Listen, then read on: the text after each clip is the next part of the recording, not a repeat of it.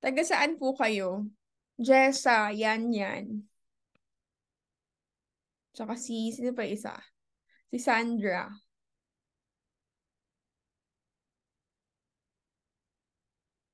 Negros Occidental. Wow. Negros, how about si Sandra and si Yan yan, Batangas. And si Yan yan is Batangas, okay? And si Sandra is from,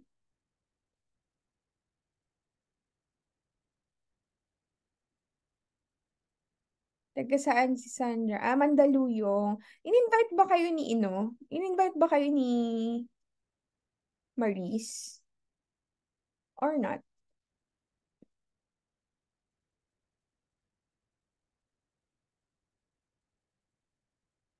Mhm. Wait lang guys mag-check lang ako. Si Jessa Zamora, you were invited by ano? Ah, hindi ikaw si Jessa Zamora.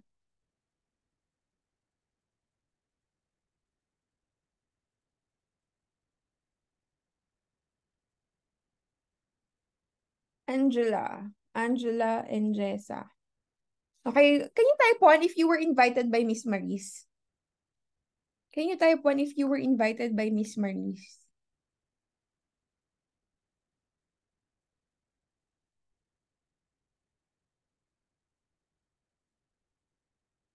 Hindi kayo in-invite ni Miss Maris. Okay. So, sige. Check ko lang yung ano natin yung ating link ng ating Zoom para ma-send ko sa kanila. Yan. Because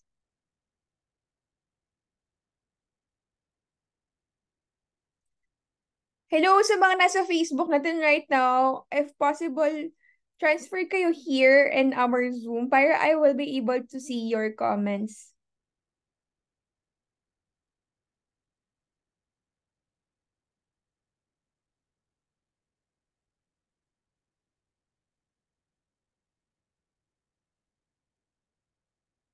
Ayan. I'm from Albay, pero OFW po ako dito sa Japan. Ask lang po if possible, ROI of 1K. Ay, hindi po ang topic natin here is Forex. Our topic for today's video is it's about insurance, about income management. Ayan. Anyway, so, ayan. Start na tayo, guys. I hope yung mga nasa Facebook, mag-transfer na lang kayo dito sa Zoom. Kasi, hindi ko mababasa yung ano nyo.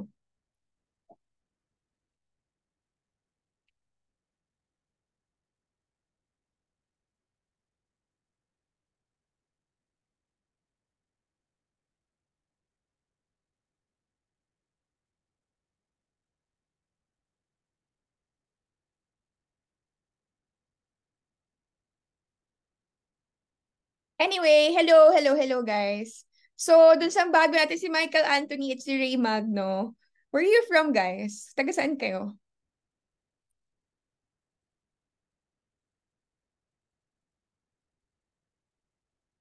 Carl Vincent. Ayan. So, yung mga nasa Facebook natin, pinapatransfer ko dito. Add ko na lang dito si Sir Michael.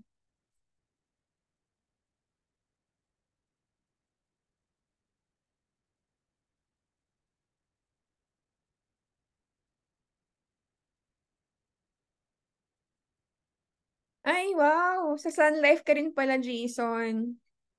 Parehas tayo. Hi, Christy. Taga saan kayo? Rome, Italy, si Ray Magno. Wow. Layo. Layo mo. Newbie. Okay, you're from Davao. Si Miss Wilma Suarez, where you from po?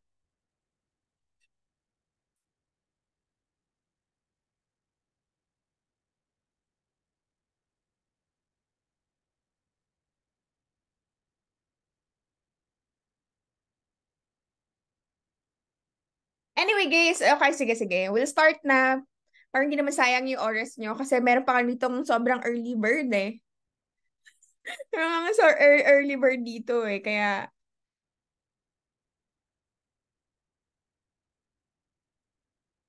we'll start na para hindi naman sayang yung inyong mga oras. So for today's video, our topic is how you will be able to achieve financial freedom through income management. So first, let me ask from you na sana mag-prepare kayo ng notebook and pen para at least manote down nyo yung mga important notes na pwede nyong manote, of course, para at least ma-retain sa utak nyo yung mga bagay na alam mo, yung mga importante kasi sometimes our way to learn is actually writing. The more we write it, the more we write down yung mga important notes, mas na-retain natin sa utak natin. And also, I hope na iset aside yun na muna yung mga ginagawa nyo right now. So if you are um, watching TV, paka-turn off na muna. If you are doing other things, i-set aside yun na muna yun, guys.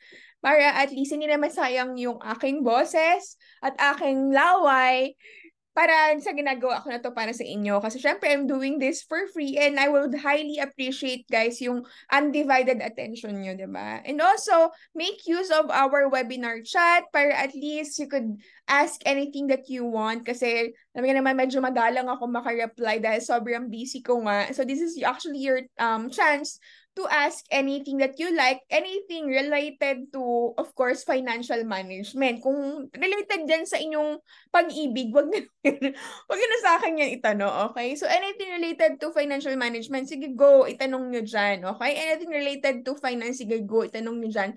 Pero sa Forex, pag itatanong about sa Forex, sa Tuesday na lang, okay? Sa Tuesday na lang because meron tayong designated day for that. Okay? And also, wag niyo sana po ako tulugan para at least, di ba, hindi naman po sayang, respeto lang, di ba? At least, alam ko na nakikinig kayo, mamaya may humihilik na dyan, no?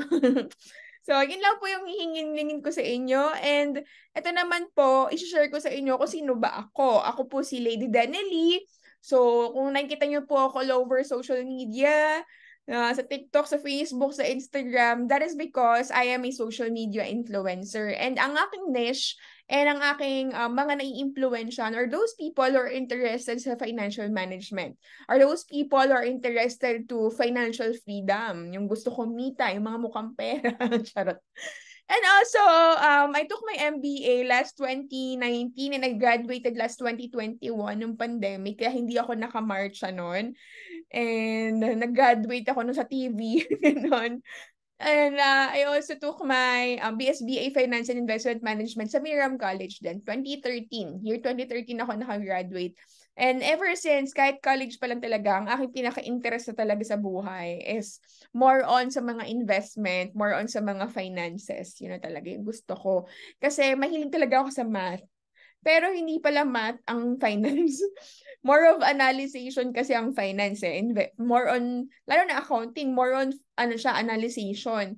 Yung, siguro if you're into math talaga dapat nasa architecture ka or nasa art engineering, ganun. And also, I was a banker for the past 10 years. I just recently resigned last February. And I think kung mag-share ako sa inyo anything related to banking, ano naman yun, reliable naman yun. Because 10 taon po yung ginugol ko sa bangko and marami na rin akong mga bangko na ikutan. Oh, and I was a bank manager at the age of 26. And ano talaga ako, medyo achiever talaga ako. Gusto ko maaga ko na-achieve yung mga goal ko. Since nag-start ako sa bangko, talagang ina-eye ko na naupuan is actually bank manager. And nung naging bank manager na ako, I feel like na parang, ganito na lang ba to? That is why I took the leap of chance na talagang mag-resign na and maging businesswoman because yun naman talaga yung magpangarap ko, maging successful businesswoman. So, I am also an entrepreneur and a businesswoman. And marami akong mga negosyo right now. Nagtayo ako ng aesthetic clinic. I have my skincare business. I also have my water station, frozen meat, perfume, events coordination. So medyo marami tayong events. Marami tayong mga businesses talaga. Kasi I feel like for me kasi, if you start your business, dapat dapat you're not after dun sa kita. Of course, syempre gusto mo kumita kaya ka nagnenegosyo eh. Pero still, if you really want to become successful in business, your focus should be yung learnings na makukuha mo from the business. Kumbaga yun na yung ROI mo dyan eh. Kumbaga yun na yung pinakakikitain mo dyan, yung lahat ng natutunan mo from your business. That is why, if you want to start your business, make sure na hindi ang focus nyo is pera. It's like, kasi parang ang pera, if you will chase after money, it's like butterfly. It will just fly and fly away from you.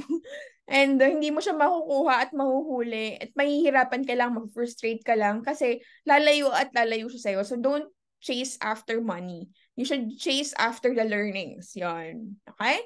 So, aside from this, I'm also a forex trader. So, kaya madalas, ang dami tatanong sa akin, anything related sa mga forex kasi right now, nung nag-resign ako sa bangko, ang naging bread and butter ko right now is yung sa forex ko. So, doon talaga medyo malaki ang kinikita ko and doon talaga yung, syempre medyo high risk po kasi ang forex trading and it's not applicable and suitable for everyone kasi hindi iba-iba tayo ng mga risk appetite. Later on, discuss natin kung ano ba yung mga risk appetite natin para at least kayo mismo alam nyo kung ano yung risk appetite nyo, di ba? And on top of all of this, lahat ng mga ginagawa ko sa buhay, I am also a licensed financial advisor. So, I joined Sun Life last September. And it is actually one of my best decisions in life kasi syempre, ang sarap sa pakiramdam na alam mo yun, makatulong sa ibang tao. And for me, this is the most little way na maitutulong ko sa mga tao is matulungan sila ma-secure yung life nila. Kasi most Filipinos actually are not really equipped when it comes to income management. So, ito na yung chance ko to actually spread kung ano yung proper way of allocating yung inyong money, ganun. Kasi madalas sa atin, alam natin kung paano magtrabaho, pero hindi natin alam kung paano natin itatabi yung mga kinikita natin sa trabaho natin. Ayun. So far, yun lang naman. Enough with myself. I want to know naman, guys, why are you here in this webinar? Can you type down? Can you type down your reason why are you here in this webinar? Why did you join? Why did you join our webinar tonight? Can you type down sa mga nasa Facebook natin dyan? Why you guys are watching? Why are you guys watching here? And for those who are in Zoom, you can type down sa chat natin, sa chat box natin, your reason why are you here in this webinar.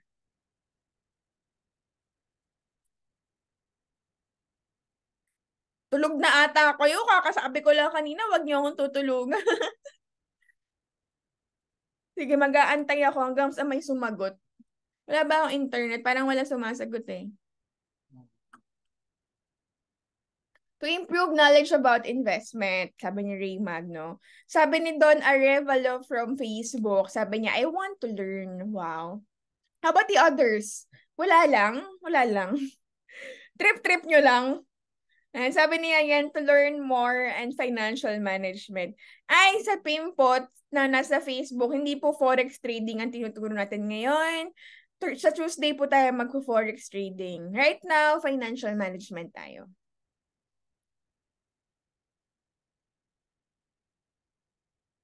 Okay, how about the others? It's nice to watch while drinking coffee. From Singapore to learn how to save. Ayun. Thank you for answering, guys. And, of course, most of us, ang reason natin why we want to learn financial management because we want financial freedom, di ba? We want financial freedom, of course. And para sa inyo, ano ba ang financial freedom? Yan ba yung kapag may makapal kayong wallet? Punong-puno ng pera o puro resibo yung wallet? Puro resibo yung wallet pala, no? Ano para sa inyo financial management? Hmm?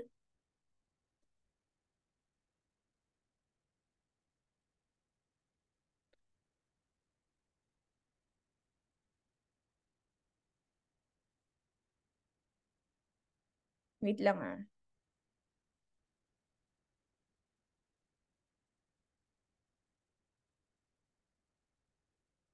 Ano sa inyo ang financial management?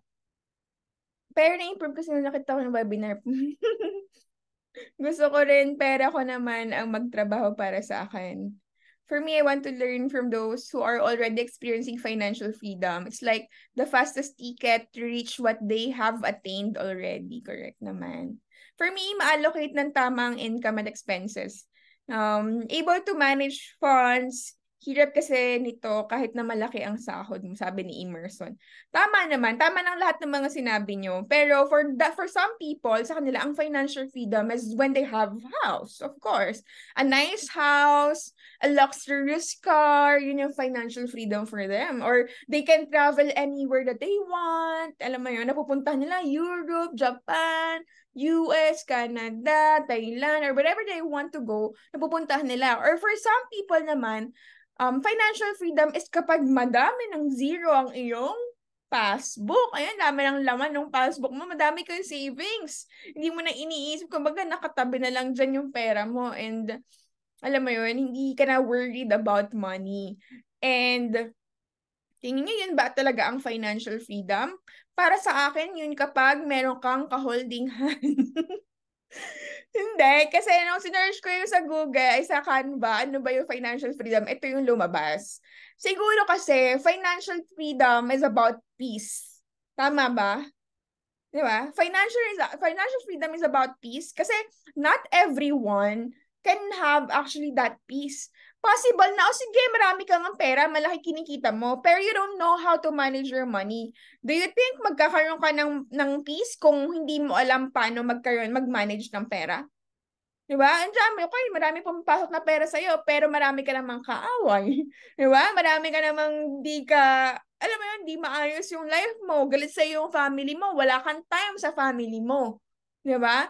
Kasi possibly nasa abroad ka, hindi ka nakilala ng mga anak mo, hindi ka nakakapag-celebrate ng mga important occasions with them. So, alam mo yun, wala kang time with them. Tingin mo, meron kang financial freedom kahit kumikita ka ng 100, 200, 300K or even a million? If wala ka ng mga oras doon sa mga tao nagmamatter talaga sa'yo.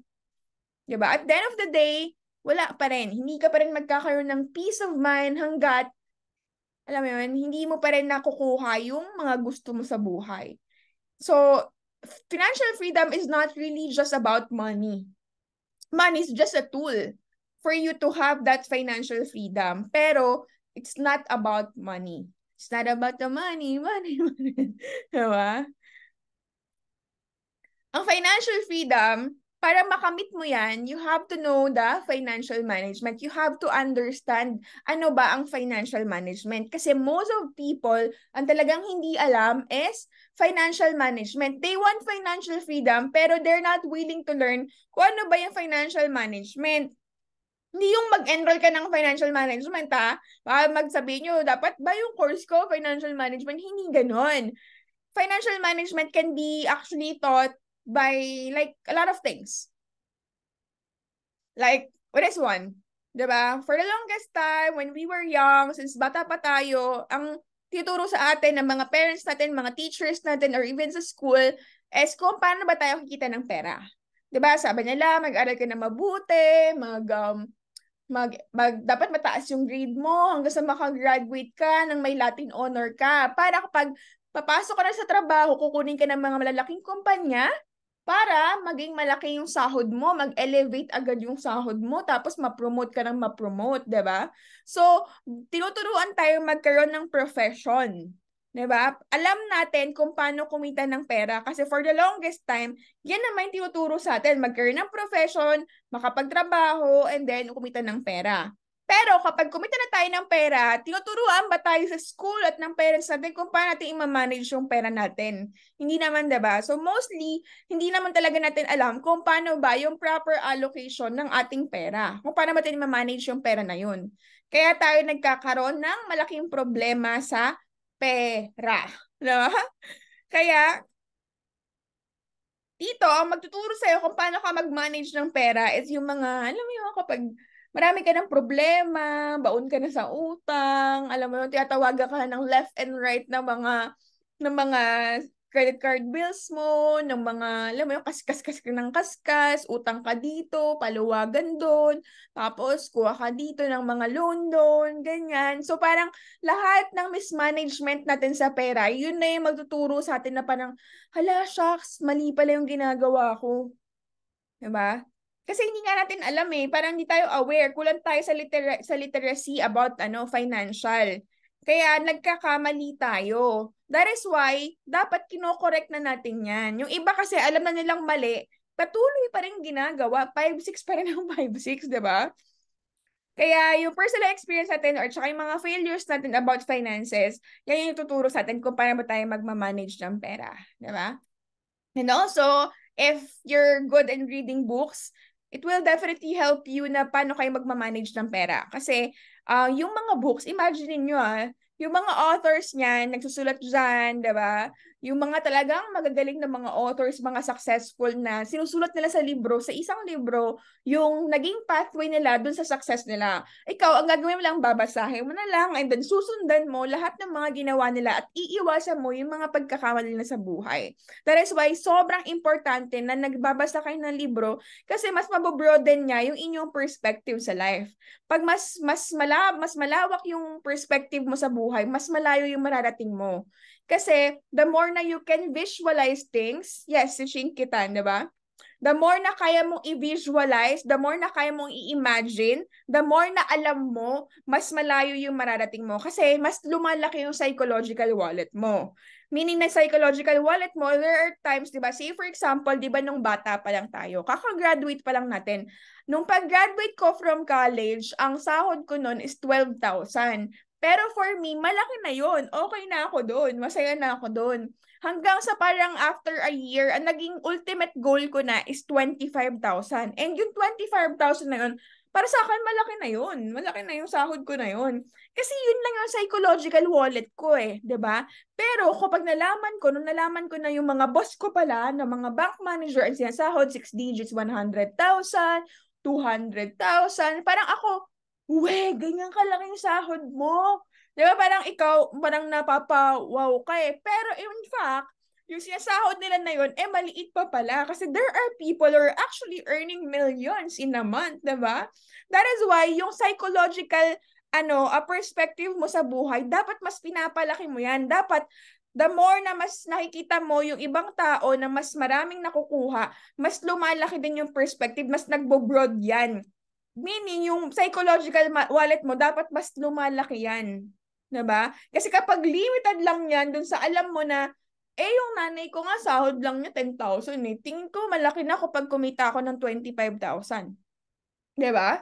So yun yung sinasabi ko sa inyo na importante na yan, kung hindi kayo mahilig magbasa ng libro, mag-podcast kayo. Meron sila Shinkitan na mga podcast. Di ba? Sila Bosan siya, sila Francis Kong. Makinig sa YouTube. Available lahat yan. Huwag lahat yung pinapanood nyo, mga vlog-vlog na mga prank-prank. Di ba? Okay lang mag-entertain. Di ba? Para at least happy ka. Happy hormones yun eh. Pero wag naman everyday. Ang panonoodin mo, puro mga pranks, di ba? Hanggang panaginip, sumasama na sa'yo mga pranksters, di ba?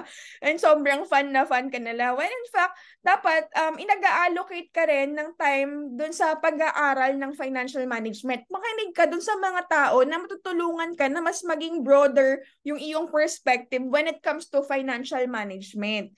'Di ba? Maghanap ka sa internet sino ba magagaling at ang mga topic is about financial management, 'di ba? And also, I highly encourage guys na magkaroon kayo ng mentor. Yung mentor, malaking malaki ang tawag doon role niyan sa buhay natin. Alam niyo ba, sa lahat ng mga nakakausap ko ng mga successful, sa lahat ng mga nababasa ko ng mga libro, ang lagi nilang pino-point out bakit sila successful because of their mentor. Sobrang importante niya para maging successful ka. Yung mentor na hindi kasi there are mentor na nagme-mentor-mentoran lang. Kunwari, boss mo. Yung boss mo na yun, kaya kami ni mentor nun because yun yung trabaho niya. Diba? Pero, yung mga mentor talaga na willing yung talagang may puso na tulungan ka. Alam mo yung wala siyang pakialam kahit masaktan ka. Alam mo yung pag sinabi sa'yo mali yung ginagawa mo. Ganon. Hindi siya takot na sabihin sa'yo mali yung ginagawa mo, mali yung sinasabi mo, mali yung mga desisyon mo, di ba? Hindi siya takot sabihin, ganon ang mentor. Yung mentor na yun is more after sa welfare mo, sa success mo, regardless kung may mabe-benefit yung mentor na yun. And also, you have to choose the people around you. So, bilangin mo yung 5 tao na nasa paligid mo. Langin mo yung 5 tao na everyday nakakausap mo. And then, tignan mo. Pansinin mo siguro, start ka bukas. Simulan mo bukas. Simula bukas, titignan ko yung mga tao na nakakausap ko. And then, i-observe mo ano yung madalas na lumalabas sa bibig nila. I-observe mo ano yung madalas na pinag-uusapan nila. Kasi kung ang mga topic nila is about sa mga away ng mga CEO sa TikTok, o kaya yung mga prank ng mga vloggers, o kaya yung mga problema sa buhay, katoksikan sa ano niya, sa love life niya, alam mo yung katangahan niya sa love life niya. Wala namang masama kung makikinig tayo sa mga kaibigan natin, sa mga office mates natin. Pero kung yun at yun yung lagi yung naririnig, mag-isip ka na. 'Di ba? Mag-isip ka na. You have to maybe kung hindi mo sila maialis sa buhay mo or matanggal sa buhay mo, siguro kasi lagi mo kasama sa bahay, then maybe just add another circle of friends, another circle sa paligid mo na ang pinag-uusapan is about opportunities, about success, about um profit, kung paano sila kumikita. Say for example, itong isa mong kaibigan na pinag-uusapan, uy, bumili ako ng merong condominium doon, RFO, ready for occupancy, maghuhulog ka lang ng ganito, tapos pwede mo nang paupahan, kikita ka na ng imaginein mo, nabili ko lang yung condo na yun, parang nahinuhulugan ko lang ng 10,000 naman, tapos pwede ko parentahan ng 20,000, di panalo na ako doon, di ba? So parang, kapag yun ang mga topic at yun ang mga pinag-uusapan about different opportunities, yun dapat mo ang sasamahan. 'Di ba? Kailangan mo maghanap ng mga tao wherein sila yung makakatulong sa'yo para makamit mo yung iyong mga goals. 'Di ba? Kasi sila yung tutulong sa'yo sila yung mag-open ng mind mo na parang, pwede pala yun. Diba? Hindi ko alam yan Kasi kung ang lagi mong kausap, yung mga taong wala ka naman natututunan, kundi puro mga chismis, alam mo yun, doon lang iikot yung araw mo. Doon lang iikot yung isang buong taon mo na hindi ka nagiging productive. Okay? Are we clear? Can you type CC kung clear? Pwede ka namin maging mentor. Yes, mentor ko na kayo ngayon, diba? Can you type CC kung clear? Ayan, clear na clear naman daw sabi ni Yan. Yung iba tulog na siguro, no? Kaya hindi nagre-reply. Hindi naman nagre-reply. Ayan, si Ray. Yung iba, siguro may ginagawang iba. Anyway, let's move forward. Ito yung mga possible na mangyari sa inyo if you lack financial literacy. Possible, ayan, mabaon ka sa utang, di ba? Yung parang sobrang ma-stress ka na kasi sobrang, alam mo yun, mali yung mga desisyon mo sa buhay Alam mo yun, parang utang ka ng utang, imaginein mo, 5'6" ka ng 5'6". Okay lang, baka masunog pa yung luto mo, Angela. 5'6", utang ka ng utang sa 5'6" kasi akala mo, yun yung nakakatulong sa'yo. When in fact, imaginein mo, magkano ang interest ng 5'6", di ba? Ang laki di ba? So parang, sa say for example, sa 100 pesos mo, magkano na yun? 100, magkano babayaran mo dun? 110 ba? Basta parang ganun. Hindi, never pa kasi ako nag 5'6" pero masyado malaki ang interest ng 5'6". So for those people who are keep utang ng utang, then mag-isip-isip na kayo kasi possible ang mangyari sa inyo is mabe-burnout din kayo. Mabe-burnout kayo kasi alam mo yon, you will keep working and working and working paying your debt. Hindi na uubos yung utang mo kasi hindi mo naman siya binabayaran talaga After ng another pagkatapos mong bayaran yung isang utang ka na naman, possibly nagpapauto ka dyan sa mga kunwari, say for example, sa home credit, 'di ba? Sabi ng home credit, ganito lang interest niya babayaran mo, pwede ka kumuha ng cellphone. Tapos 36 months to pay, imaginein mo, for 36 months, you're paying yung binili mong cellphone o kung ano mang appliance sa home credit, 'di ba? And without you knowing na pag binultiply mo siya halos doble ng presyo pala yung binayaran mo doon sa appliances na yun. So, yung iba naman parang nagpapauturo sa mga postpaid, sabi nila na parang, oh, almost free na lang yung cellphone kasi babayaran mo na lang yung monthly postpaid mo. Alam mo ba, sobrang laki matitipid mo kung nag-prepaid ka lang. Ako, I'm just paying 99 pesos a week. So like, it's like 400 pesos a month lang ang ginagas ko for my load. And halos wala, di ko naman siya nagagamit din kasi nandito ako sa bahay. So imagine ko nag-postpaid ako and magkano ang postpaid? Nasa 1,800 to 2,500 ang iPhone. So, ang laki na natitipid ko, 'di ba? That is why sobrang kailangan maintindihan nyo na dapat hindi kayo basta-basta nagpapauto sa mga ganong mga marketing style. Kailangan mas maging kayo wise when it comes to money. Kasi ito yung possible mangyari sa inyo. If you get drowned in debt, naging burnout ka, then possibly ma-deceive ka or maloko ka ng mga scammer. Yung mga yan, ang target ng mga scammer are those people yung talagang frustrated ng kumita ng malaki. Alam mo yung parang, syempre yung utak nila sarado na masyado. They want to get rich quick. Alam mo yun, gusto nila yung parang sinabi ng scammer na, oh, mag-i-invest ka lang dito ng 100,000 tapos yung pera mo magiging magiging 500,000 na in just 24 hours. Ikaw naman na parang sobrang desperado ka, ang mangyayari sa'yo, magpapauto ka.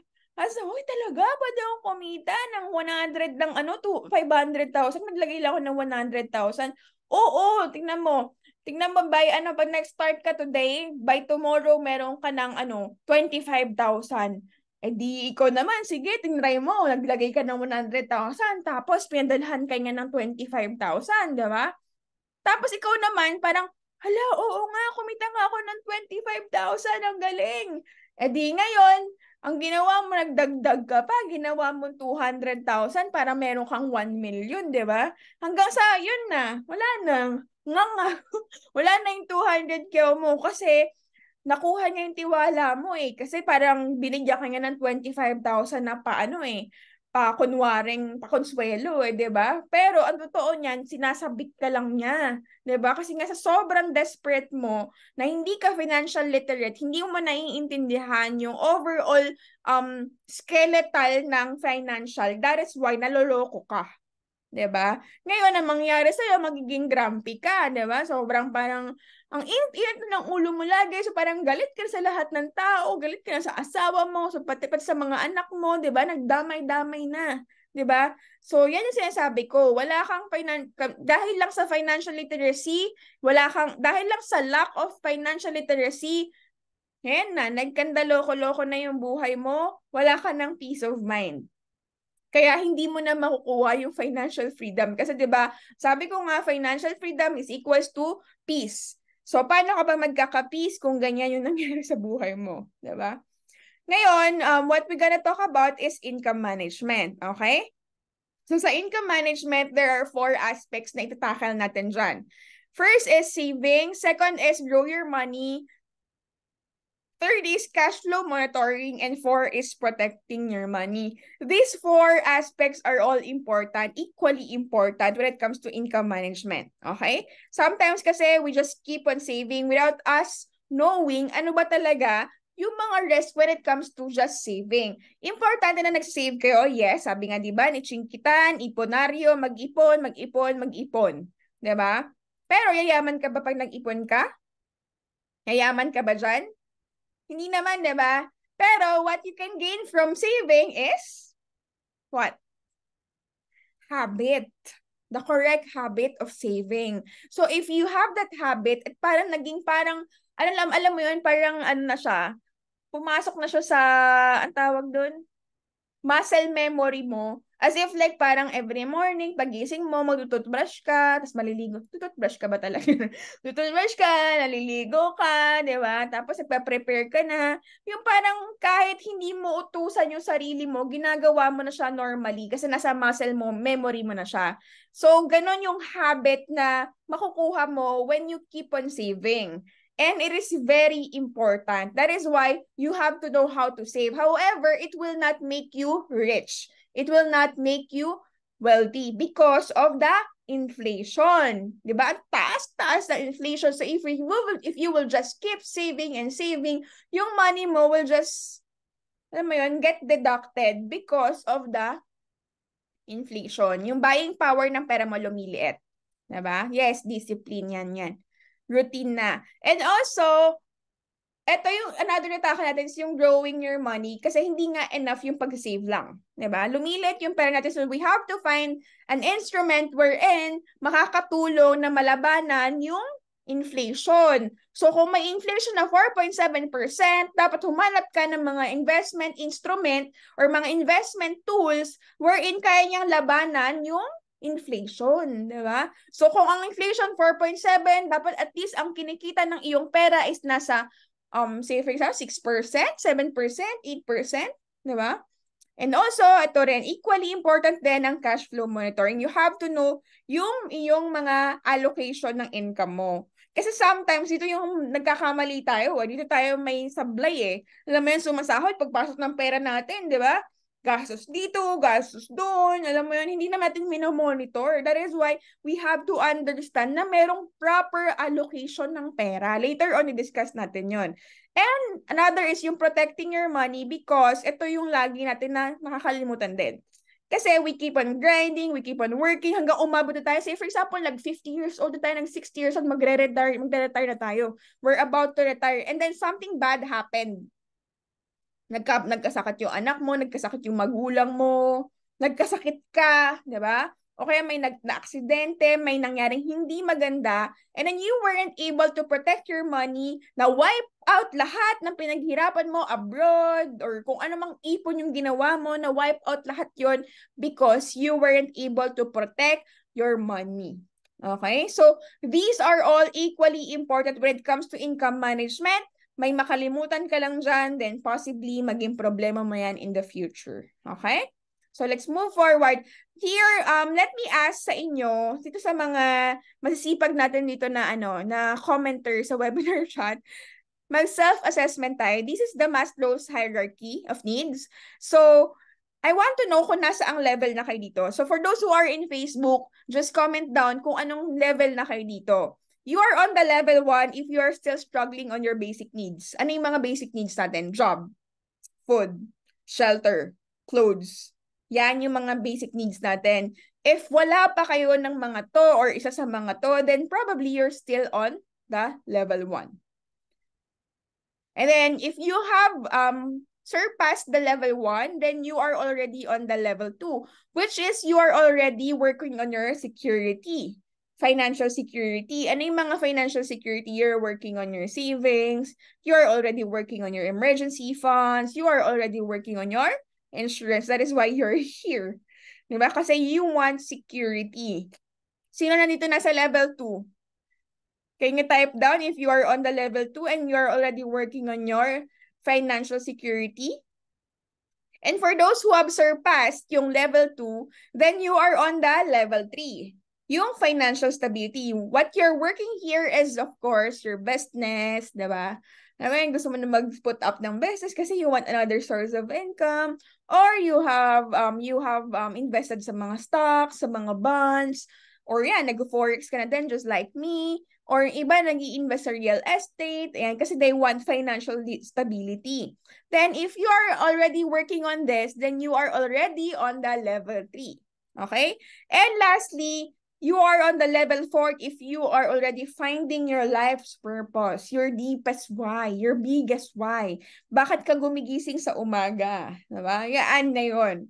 So, kayo ba, dyan sa mga nasa chat room natin, dito sa Zoom natin, anong level na kayo?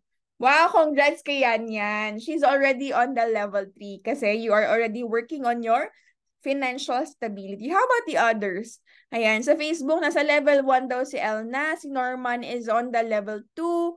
And si Russell is si Russell is number 3 na daw sa level 3. Congratulations sa mga nasa level 3 now. And I'm pretty sure, at least alam nyo, kasi sobrang importante na alam nyo kung nasa ang level kayo. Kasi at least alam nyo kung ano yung pathway nyo. Kasi if you don't know your pathway, you don't know where to go, then possibly dyan tayo naglaliligaw diba? At least ito, naiintindihan nyo na once you have surpassed the basic needs, surpassed the security, then you are already working on your stability, and then eventually, you will find your life's purpose.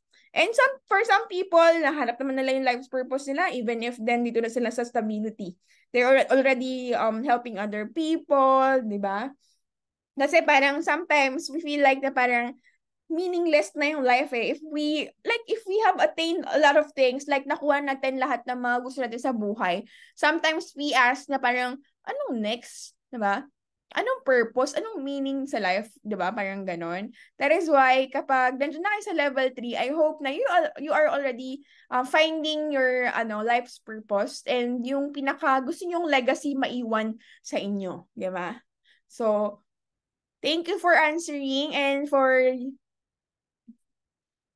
ayan. Okay, let's move forward to risk appetite evaluation. So here, aalamin natin kung ano ba talaga ang yung risk tolerance. Kasi iba't iba yung risk appetite natin. There are people who are aggressive and there are people na mga conservative. So kayo ba, anong risk appetite nyo? Kasi yung mga low risk, sila yung mga conservative. They want yung mga investment na okay lang, maliit na kita, basta hindi mawawala yung pera ko. Safe yung pera ko. Yung tipong parang, pag may nawala lang na 5 piso dyan o 10 piso dyan, yung parang, puputok na yung mga ugat dito. Or puputok na yung mga ugat dito. Or dun sa mga moderate risk taker, yung mga moderate risk taker naman are those investors na they're okay with not so high income as long as they won't lose all their money or all their money. So parang sila yung parang sige, okay lang, basta kikita ha, wag lang mauubos yung pera ko ha. Ganon. So for those who are aggressive naman, like ako, I'm an aggressive investor, I'm okay naman. So kung kunwari maglagay ako ng 10,000 dyan, kung mawala yung 10,000 ko, okay lang, extra money ko lang naman yan Ganon. Pero basta kikita ko malaki dyan So, those are the aggressive investors. So, kayo ba? Kayo mga nasa Zoom natin, may know anong risk appetite nyo?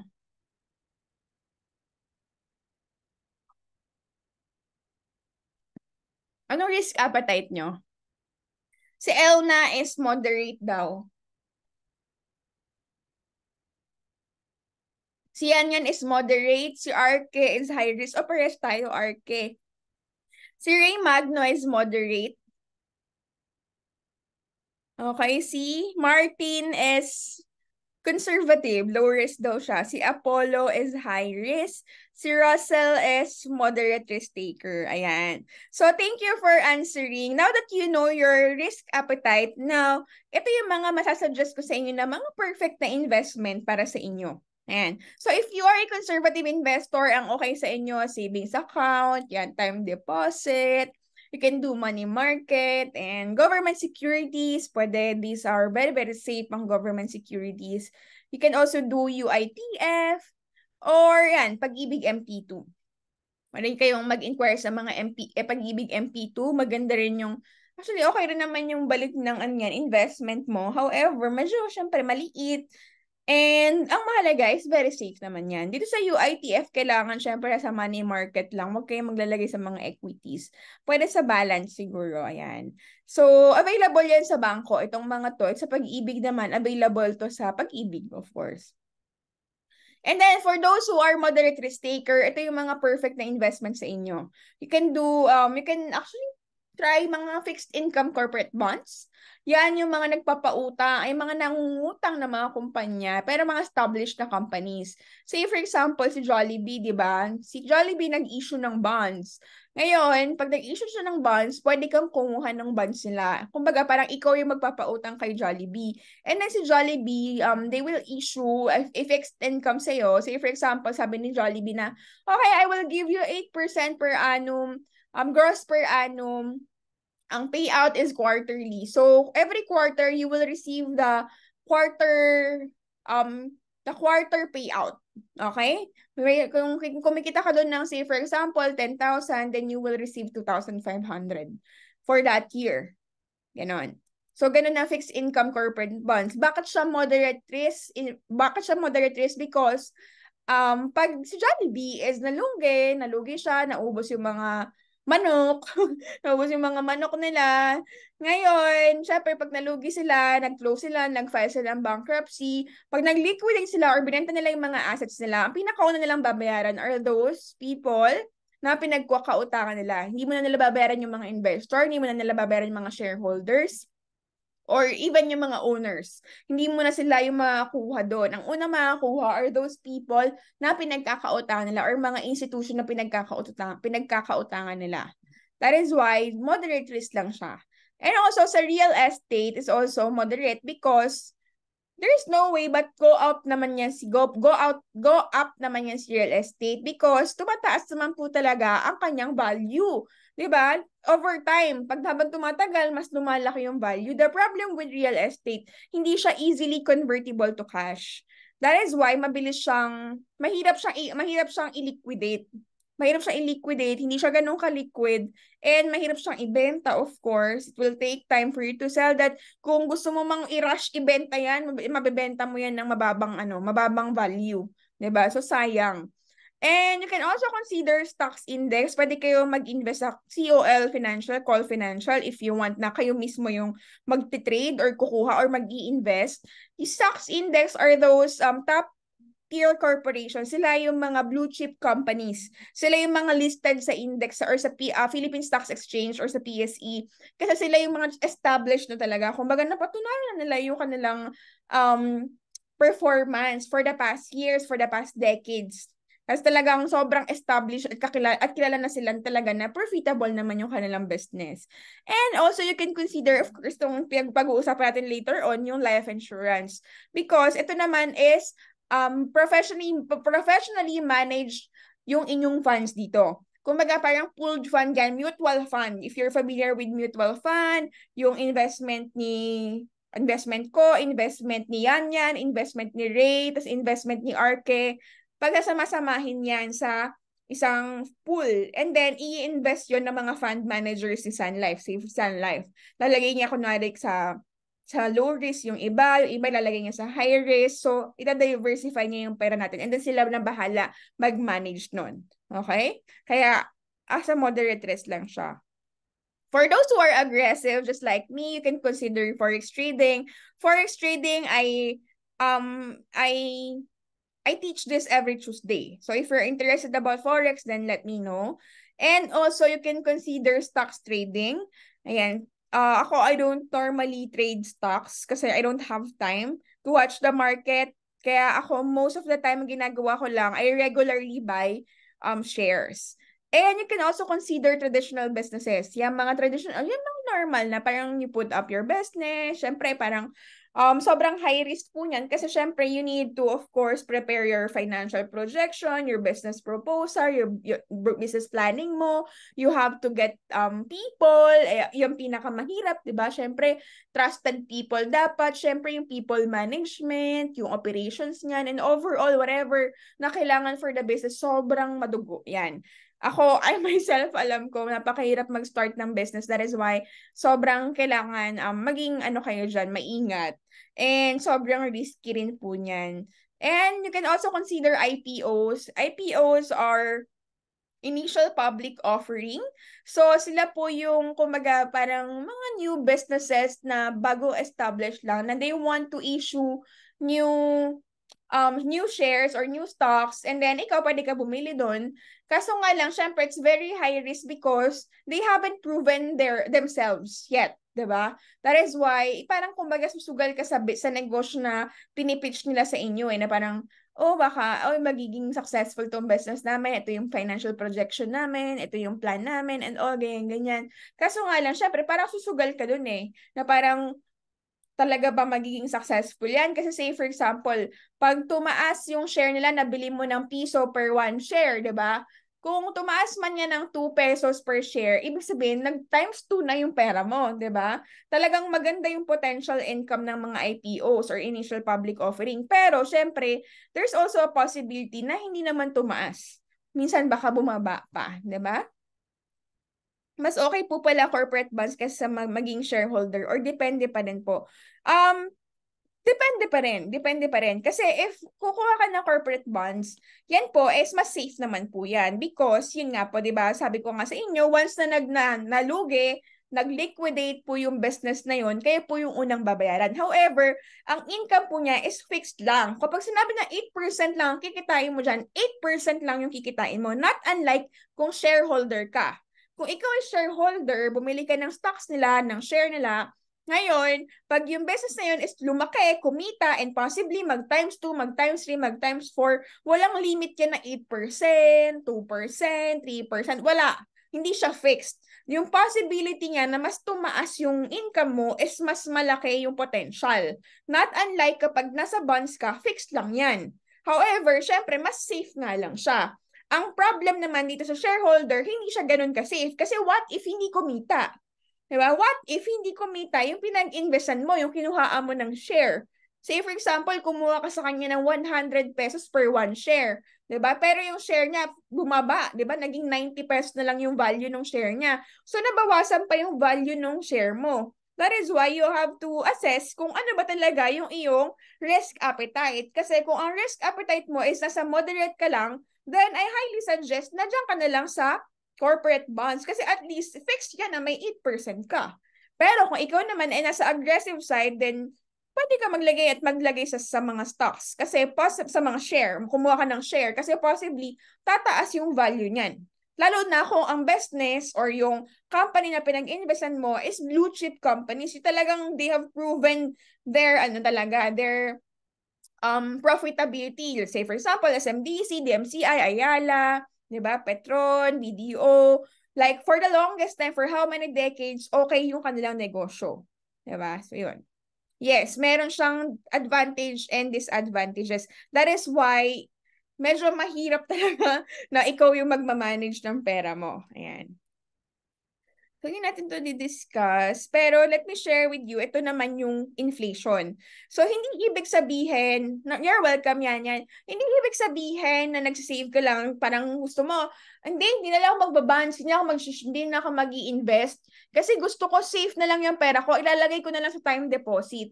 Meron kami na pagpresentan ni Sir Michael yesterday, ang ginagawa niya sa 6 to 20% ng kanyang pera, nilalagay niya sa time deposit. And then nag-compute kami kung magkano yung kinikita nung kanya nilalagay doon. Kasi naglalagay siya doon sa time deposit niya ng 6,000 per month. Tapos nakaipon na daw siya ng 100,000. Tinanong ko siya, magkano kinikita ng time deposit mo? Hindi niya daw alam. So, since ako as a banker, alam ko kung magkano ang kinikita ng 100K sa isang taon. Possibly, pinakamalaki na yun na possible na maging interest po niyan ay sa 1% gross per annum. So kung kinikita ng 100,000 mo sa 1% na gross per annum, magkano po ang iyong kikitain sa 100K mo? Magkano? Computin natin. Babata ko sa inyo yung computation niya na sa 100,000, say for example, sa 100,000, i-times mo yan sa 0.01.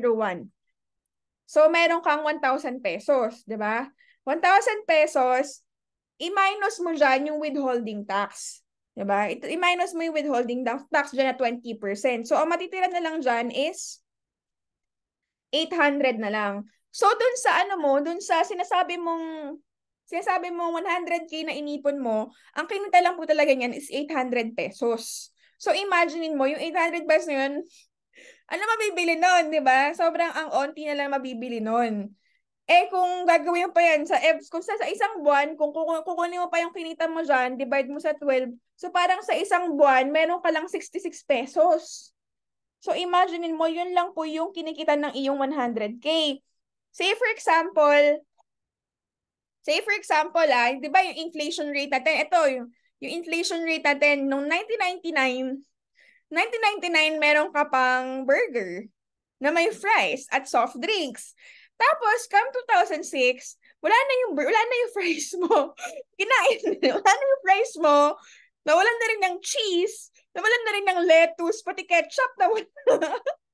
Diba? Tapos nag 2013, nawala na rin yung soft drinks, yung burger na lang yung natira. Paano pa kaya kung magta 2033, no? Ano kaya matitira doon, no?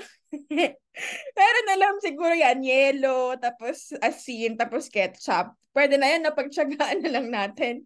Diba?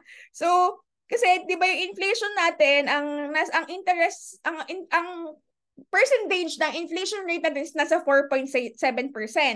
So imagine, balikan natin yung 100K na ipon nung kausap namin kahapon, nung ka-meeting namin kahapon Dun sa 100,000 na inipon mo times i-minus mo yung 4.7, magkano ba yung 4.7? So parang nasa ano na lang, nasa 93,000 na lang, 'di ba? Tama ba? So parang nasa roughly around gano'n na lang. So parang nabawasan ng magkano? 400,000 times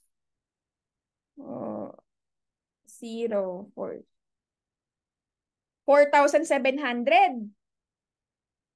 So 4,700 na bawas sa pera mo kasi ang inflation rate is 4.7. Hindi literal hindi literal na mababawasan yung pera mo. Yung buying power lang niya. Kumbaga, like ito yung share ko sa inyo, yung nabili ng 39 pesos mo, umuonti ng umuonti. So yung 100K, mabibili ng 100,000 na ipon mo is umuonti rin ng umuonti ng 4,700 pesos mo. So kung nilagay mo siya sa time deposit, di ba naglagay ka, nag-ipon ka sa time deposit, nakaipon ka at nagkaroon ng interest yung pera mo na 100K ng 800 pesos, pero nabawasan naman ng 4.7 pesos, tingin mo naging wise ka dyan? Tingin mo naging matalino ka dyan? Diba? Hindi. May mali. Kasi di ba mas malaki pa yung nabawas dun sa pera mo compared dun sa kinita niya sa time deposit. That is why you have to be financially wise kung saan yung ilalagay yung pera nyo. Walang problema maglagay sa bangko. Walang problema mag-ipon sa bangko. Pero mag-iipon lang kayo sa bangko, lalagay nyo doon is yung inyong mga emergency fund. Kasi yun yung pinaka-accessible, pinakamadaling makuha. Diba? So kung talagang ikaw financially wise, kailangan alam mo paano lalabanan yung inflation rate. Diba? Ayan. So naiintindihan po ba? Can you type CC if naiintindihan natin yung inflation? Type CC. Ayan. How about the others? Tulog na ba? Ayan. So, ngayon ituro ko sa inyo na sobrang importante po ng diversification. Kahit ikaw ay low risk, kahit ikaw ay conservative, kahit ikaw moderate risk taker, kahit ikaw ay aggressive, kailangan naiintindihan mo yung power ng diversification. You have to diversify your portfolio. You cannot put you cannot put all your eggs in one basket, 'di ba? Kasi if you will just put everything in a bank, then yun nga yung sinabi ko, there's a possibility na kapag nilagay mo lahat yan sa bangko, ang mangyayari dyan, maliit yung kikitain niya. Tapos, darating ang panahon na yung kinita mo, mababawasan because of the inflation rate. Kung nilagay mo naman sa isang investment lang, naglagay ka lang sa real estate, di ba? Hindi ka nag-ipon sa bangko, hindi ka nagtabi sa ibang investment, then, ang possibility niya naman, naglagay ka lahat, dinuhos mo lahat ng pera mo sa real estate. Ngayon, kunwari, meron kang kakailanganin mo yung pera, hindi mo mahuhugot agad yan. Kasi nga, hindi nga siya, di ba? Hindi siya convertible to cash agad. That is why kailangan i-diversify mo, ikalat mo yung iyong eggs sa maraming basket. Okay? So, yun po ito yung masasuggest ko sa inyo. First is you have to set up your emergency funds. If for those people na hindi pa nakakapag-set up na emergency funds, then you really have to set up your emergency funds at least 6 to 12 months of your current salary. Say for example, if you are earning 10,000 pesos, times 6 months, so nasa 60,000 yan. Kailangan meron kang nakatabi sa bangko na 60,000 na madaling hugutin. Okay? Pero huhugutin nyo lang po siya for emergency purposes. Hindi kapag nagka-seat sale sa Cebu Pacific. Hindi kapag nag-11-11 sa TikTok shop or sa Shopee, di ba? Kapag meron lang talagang emergency, doon nyo lang po siya huhugutin. Okay? And also, you have to prepare for the uncertainties. Ayan. You have to prepare for your retirement. Actually, hindi naman uncertain ang retirement, pero nagiging uncertain na lang siya kasi hindi nyo nga iniisip. Pero you have to prepare for your retirement kasi paano kung hindi na, di ba, say, for example, iniisip mo kasi mamamatay ka na by 60. Paano kung di ka namatay ng 60? Masyado kang mahaba yung buhay mo kasi masamang damok. Charot. Umabot ka ng 70, umabot ka ng 80, umabot ka ng 90, mas umabot ka pa ng 100, di ba? Ano pang gagastos mo? Maintenance mo pa lang, Diyos ko po, di ba? You have to prepare for this. And also, syempre, mga emergencies, critical illness, accidental, mga hospital needs mo, di ba? So, you have to prepare for all of this. Kasi there's a possibility if hindi ka prepared for this, then possibility maka-wipe out sa iyong pera.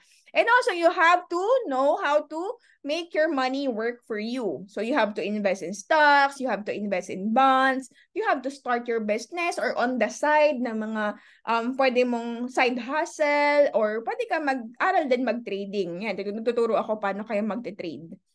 So, next is, alam nyo na mag-save. Alam nyo na kung paano i-grow yung money nyo. And next is cash flow monitoring. Ito naman yung allocation ng pera, which is very, very important. In order for you to properly allocate your salary, you have to know na kung paano ba ang proper ratio niyan. So, 60-20-20. 60% should go to your operating activities or ito yung mga uncontrollable expenses natin like our rental, mortgages, tuition fees, utility bills, internet, load. Ito yung mga talagang hindi natin pwedeng alisin sa mga expenses natin. So, dapat ang computed niyo po dyan, 60% lang po ang pumapasok sa iyong operating activities. Pag lumagpas po yan sa 60%, then possibly merong problema. Merong problema sa allocation ng pera mo. Okay? Next is, dito naman po sa mga investing activities. Ayan, dapat 20% po yung pumapasok dun sa ating mga investing activities. Ngayon, pag hindi po kayo nag-i-invest, possibly napupunta yan sa leisure activities. Ano ba yung mga leisure activities? Yan po yung mga nagpapasaya sa atin, yung mga nagpapaligaya at mga hobbies natin. Every time, kunwari, say for example, nakikipag-socialize tayo, gumigimik tayo, ano may lumalabas tayo, nagka-travel tayo, bumibil tayo ng mga kung ano, anek-anek dyan sa TikTok shop or sa Shopee, yan yung mga leisure activities natin. Pero, dapat 20% lang. Yes, tama yan. Luho. Yung luho, dyan yan sa leisure activities. Okay lang naman bilhin yung mga gusto mo sa buhay kasi hindi naman tayong katrabaho para magtrabaho lang, di ba? Siyempre katrabaho tayo to also buy what we want. That is why merong allocated dyan na 20% for your leisure activities. Okay? So, kung hindi nga nasusunod to, then may malaking problema tayo dyan. So, ito yung sample na allocation, proper allocation. If you are earning 100,000, then dapat sa operating activities mo, ang nakalaan lang dyan para sa'yo is 60,000 pesos. So, pwede mo ilagay dyan, tithes, rental, utility bills, mga transpo mo, gas, allowance sa parents mo, allowance sa kids, yung mga ginagas mo sa mga pet mo, sa groceries, sa food, and yan, tuition fee or sa mga load postpaid or prepaid plan. So, dyan yan mapupunta sa iyong operating activities kasi ito yung mga, kumbaga, mga non-negotiable and mga uncontrollable expenses. Then, yung 20,000 naman sa sahod mo, every month, dapat meron na pupunta sa investment. Okay? So, dapat sa 20,000 mo, kung 100K yung sahod mo, 20,000 ang pupunta sa mga investment mo. Say, for example, naghuhulog ka ng mga insurance mo, lalagay ka sa stocks, naglalagay ka sa pag-ibig, naglalagay ka sa mutual fund or UITF, meron ka HMO, or mga government contribution mo. So, pwede mo ipasok yung 20,000 mo dyan.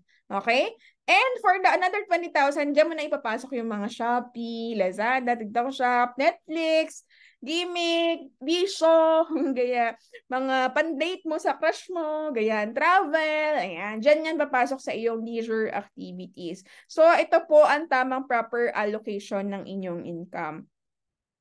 So, can you type CC kung clear naman po ang ating cash flow monitoring? I hope na monitor nyo yung inyong ano ha, ayan, CC.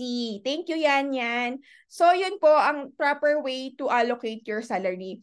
If hindi nyo po ma-follow yung ganong ratio, then pwede nyo namang i-adjust actually sa leisure. Pwede nyo i-adjust sa leisure.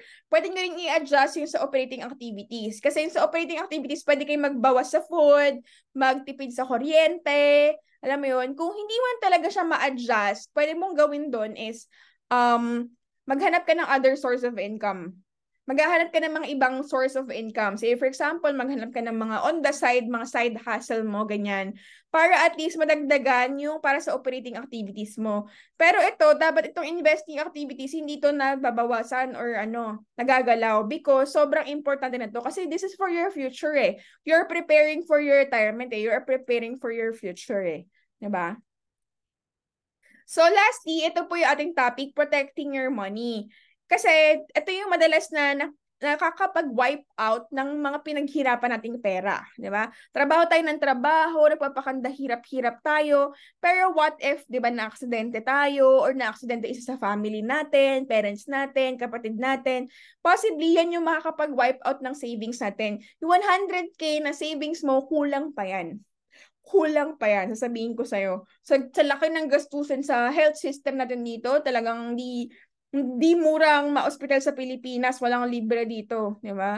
And also, you have to consider yan pag nagkaroon tayo ng mga critical illness, lalo na kapag nagka-cancer, grabe, di ba? Ang hirap pag nagka-cancer, mahina ang 5 milyon ata pag nagka-cancer ka, di ba? Kasi yung tito ko, siya, ang ginastos nila na 5 million tapos hindi pa rin nabuhay.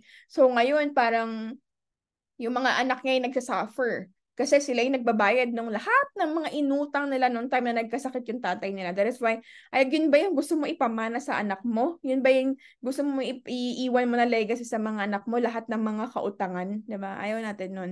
And also, yung mga fly-by-night companies, pag naloko tayo, na-scam tayo, kasi yung pera natin, hindi natin naingatan, di ba? And also, yan, pag namatay, di ba? So, there are people kasi na akala nila kapag nakapag-invest sila sa properties, makukuha na yun ng family nila. When in fact, hindi basta makukuha ng family nyo yung mga naitabi nyo o naipundar nyo. Kasi meron po silang binabayaran dyan na estate tax na 6%. Pag hindi po nila nababayaran yung estate tax every year, tumataas yung kailangan bayaran ng family mo. Even yung mga nasa bank account nyo. Kung kunwari, meron kayong 1 million sa bank account nyo, hindi yan basta-basta makukuha ng family nyo. They have to pay the estate tax first. Diba? Kaya imagine niyo yung mga mayayaman na merong 100 million, 500 million sa bank account nila. Hindi yun basta-basta makukuha ng family nila. Ganon kasaklap. Lalo na yung mga properties, hindi yun basta-basta makukuha ng family nila.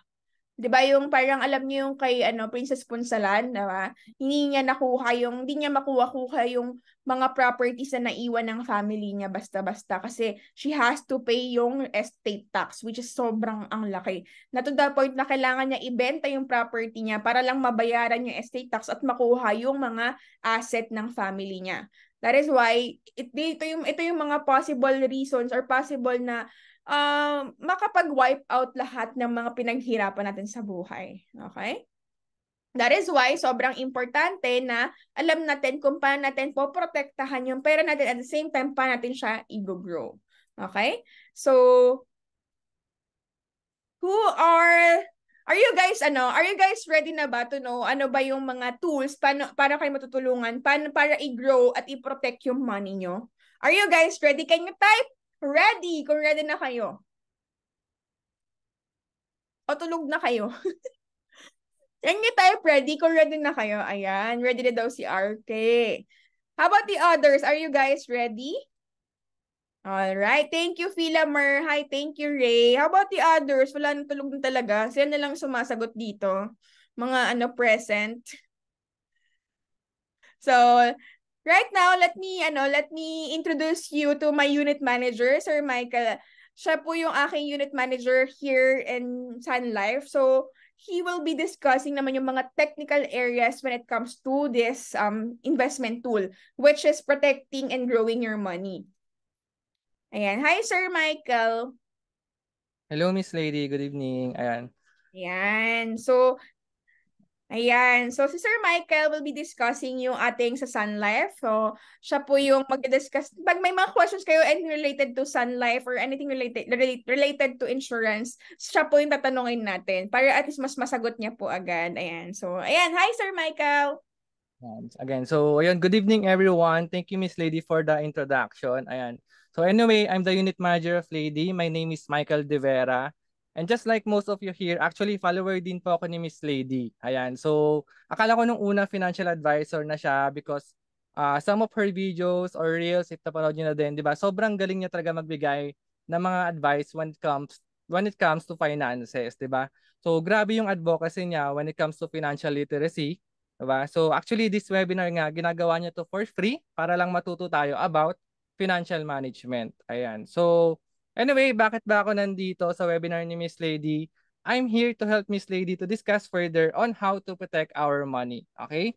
So, I hope gising pa kayong lahat and nakapag-dinner na yung iba. Baka nagugutom na yung iba dyan. So, let me share my screen first.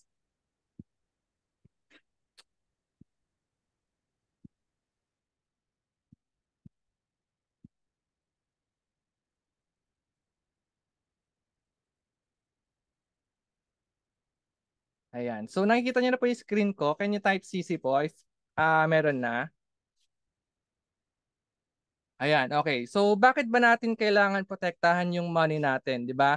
Of course, pag ikaw kumikita na, you become more valuable as a person. Kasi ang nangyayari dyan, nagko-contribute ka na in terms of generating income. And anyone generating income, specifically, kung ikaw ay breadwinner ng pamilya, or ikaw ay income provider of the family, or even you are not generating income but you are head of the family, you have to protect yourself with income replacement fund, 'di ba? So just imagine for example ako, ang dependency sa akin ng family ko is 10 out of 10 because I'm the income provider of the family.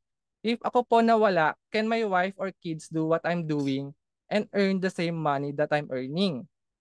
Definitely hindi po, 'di ba? So kaya kailangan ko protektahan yung pamilya ko with a specific amount of money in case something's happened to me. Okay? So how are we gonna do it? So let me share to you the product that I have for my income protection.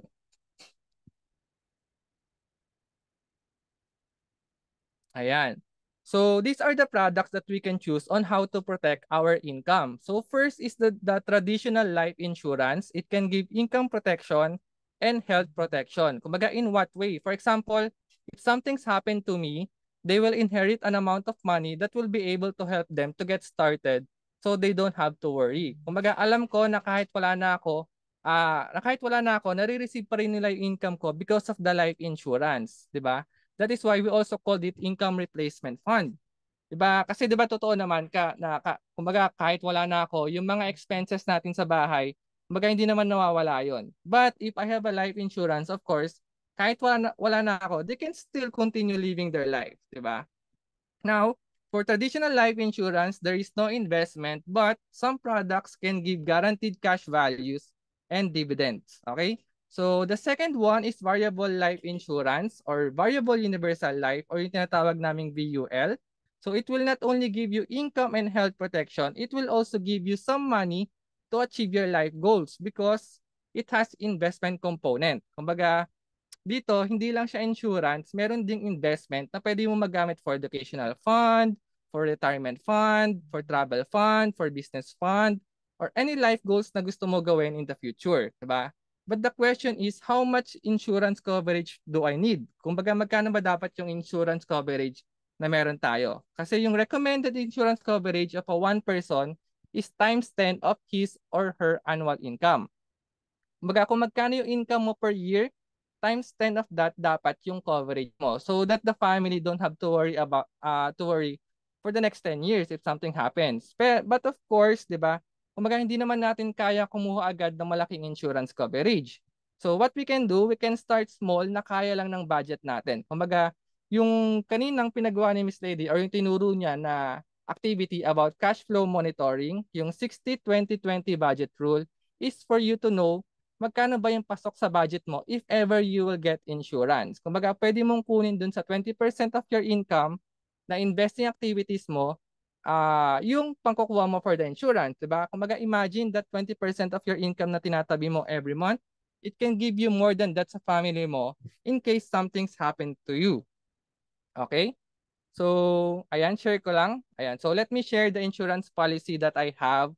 So, kumbaga, here, I started my first policy last 2018. Ayan, with 600,000 face amount. So, that's equivalent to 1,200,000 guaranteed death benefit. So nagdo-double po kasi yung face amount dun sa product na kinuha ko na VUL. So that's my first policy kasi yan pa lang yung kaya ko that time. So I'm paying 3,500 per month. So yung VUL product na yon with health benefit na rin. And of course, meron siyang investment na magagamit ko for educational fund ng anak ko kapag ka nag-college siya. So that time kasi actually nung 2018 buntis yung asawa ko. Baga I want to prepare for the educational fund ng anak ko. Okay? Actually, ayun din. Kaya VUL yung kinuha ko is I want to make sure whatever happens, ba, makakapagtapos ng pag-aaral yung anak ko because of my VUL. If something's happened to me at hindi pa siya tapos mag-aral, my life insurance can cover yung expenses niya up to college. And if nothing happens to me naman, thank God, 'di ba? Nakapag-ipon naman ako para sa educational fund niya habang baby pa lang siya because of my investment dun sa VUL policy ko. Ayun, 'di ba? And then aside from that, if magkasakit man ako, kumaga hindi ko pa rin magagalaw yung investment ko because I have health protection on my VUL. Ayun. Ayun. So that's why yung VUL is actually a powerful tool talaga siya na magagamit mo not only for income protection but can also be used for health protection and for your life goals. So after nun, nung tumaas yung income ko, I get another policy nung 2019. Ayan. With 350,000 face amount. So, para tumaas yung coverage ko, that's equivalent to 700,000 death benefit. But this time, I'm paying only 1,600 per month. So, without health benefit naman yon. Okay? So, additional coverage siya for me and investment. And then, ayan. So, 2020, ayan. So, every time na tumataas yung income natin, dapat tumataas din yung recommended insurance coverage natin. So, year 2020, I got another extra money. So, kumuha ko ng another policy with 350,000 face amount, 700,000 equivalent death benefit pa din siya. So, 1,600 per month pa din. And then, yung 2021 naman, ayan. So, I have another policy na kinuha from Sun Life na 350,000 face amount. So, that's additional 700,000 coverage. Pero this time, I'm paying only 1,250 per month. So, mas mura yung product na to, which is yung Sun Max Link 100. Kung mapapansin nyo, yung first three product magkakaparehas lang yan. Pero yung fourth product natin is Sun Max Link 100. Mas mura siya kasi full life payment naman siya. Maghahabang buhay ka, may binabayaran ko for the insurance. Pero meron din siyang investment. Okay? So, 2022 naman, I get another policy for my health protection naman. Kumbaga, meron na kasi yung health protection nung 2018, but I think that's not enough if ever magkaroon ako ng major critical illness. Kumbaga, parang kulang pa yun. That's why I add another policy for my health protection. So, Sunfit and Well naman, yung product name nun, I'm paying 1,500 per month naman. So that's 300,000 coverage. Now, it is also very important before you add more to your expenses, kailangan i-check mo muna if meron kang capacity to pay para naman hindi masayang yung policy na kukunin mo, 'di ba? So right now, as you can see, I have a total of 3.3 million guaranteed life insurance coverage dun sa apat ko na policy. Pero okay na ba ako doon? Actually, hindi pa. For me, kulang pa yan sa recommended insurance coverage na dapat meron ako. But right now, kumaga yan lang muna yung kaya kong bayaran. Of course, kapag tumaas ulit yung income ko, I still have plan to get more policy. Ayun. That's why every now and then, actually ginagawa ko pa din yung cash flow management every month. Kasi ang laking tulong nun on how I budget my monthly expenses. Kumaga, I always share to my clients na pag kumuha kayo ng policy mo ngayon, it's just a beginning. Kumaga, it's also a journey na sumasabay sa cash flow nyo and sa lifestyle ninyo. Ayan. So, kumbaga, pwede ko ba malaman kung sino na yung mga may insurance policy dito? Ayan. Sa mga joiner natin ngayon sa webinar. So, sino na dito yung nakapag-start na magkaroon ng insurance policy? Ayan, si Arky. Ayan, congratulations, Arky, kasi because, ayun nga, kumbaga nakapag-start ka na to have your brighter life, to step to a brighter life. Kumbaga meron ka ng insurance. Ayan. So, si Arky lang ba yung merong insurance dito right now? Okay, sige.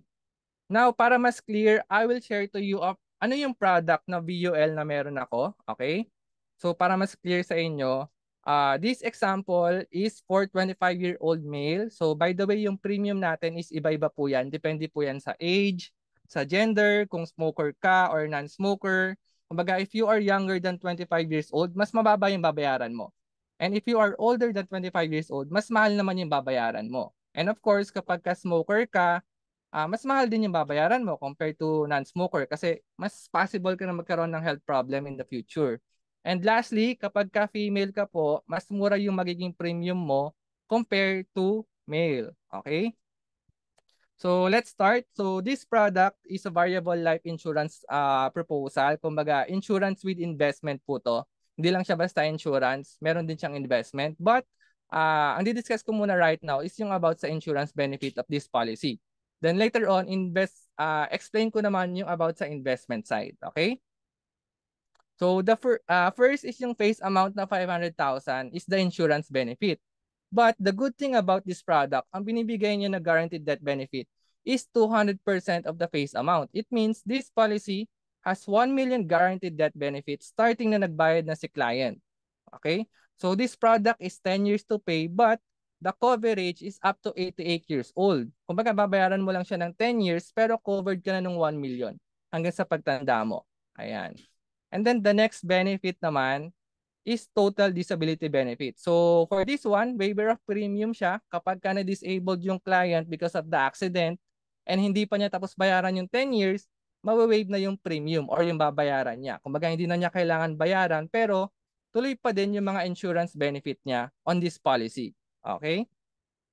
And then the other one is accidental death benefit with 500,000 face amount. So ito naman, if ang naging cause of death ng client is accident, so bukod dun sa 1 million na makukuha ng family or ng beneficiary, there is additional 500,000 pa if ang naging cause of death is accident. Kumaga, total of 1.5 million life insurance benefit na on this policy.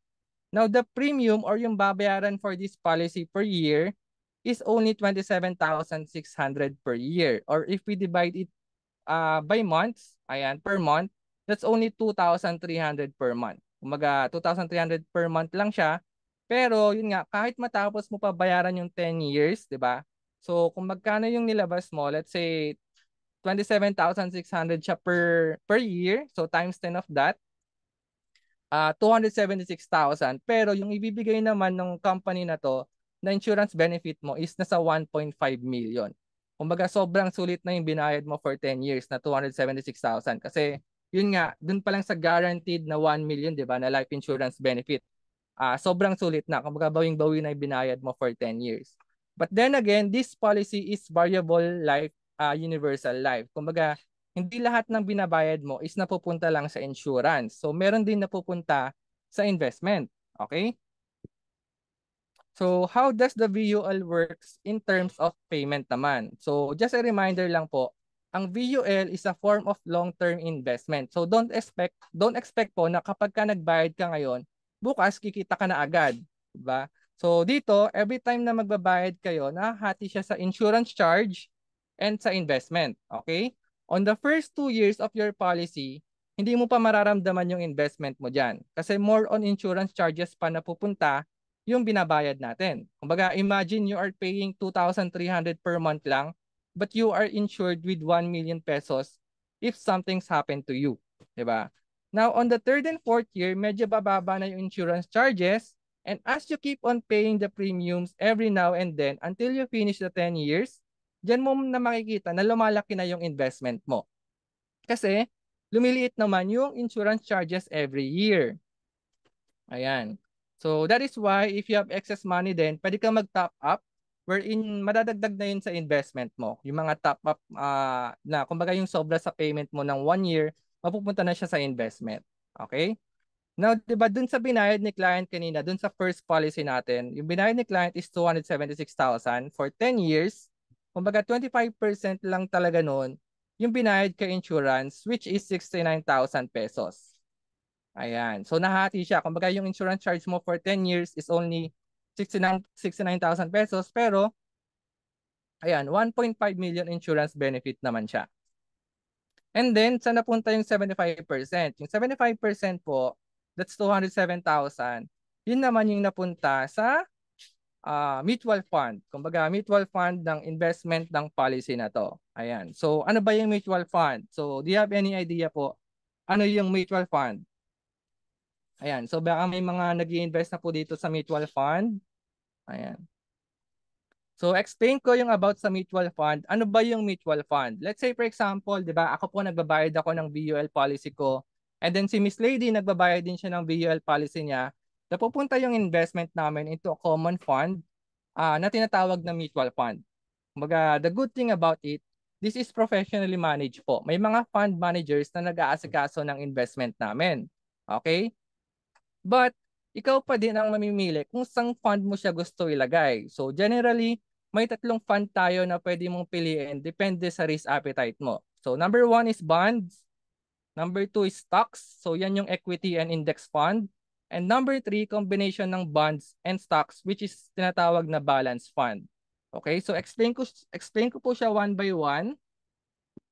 Ayan. So sa bond fund, pag ito yung pinili mo na investment, kumbaga, pag umuutang yung mga institutions like government, corporations, ng pera, and then pag umutang sila ng pera, nagbabayad sila ng interest. Meaning, yung mutual fund investment natin, ibinibili nila ng bonds. Kumbaga, bibili sila ng utang. So every time na nagbabayad yung umutang, doon kumikita yung investment natin. Kumbaga, ito yung type ng investment na low risk lang. Kasi, kumbaga, hindi ganun kalaki yung return. Na low risk lang, pero hindi ganun kalaki yung return. Kumbaga, kumikita siya because of the interest dun sa utang. Ayan. Okay? So, the next one naman is equity or index fund. So, ibang aspect naman to. This time, nag invest ka sa stock market. So, yung advantage ng mutual fund, pag sa equity or index fund ka nag-invest, is hindi na ikaw yung pipili kung anong stocks yung kailangan mong bilhin. Kumbaga, hindi na ikaw yung pipili kung ano yung magandang stocks, kung ano yung pangit na stocks, kailan ka bibili, kailan ka lalabas, or ilan yung bibilhin mo.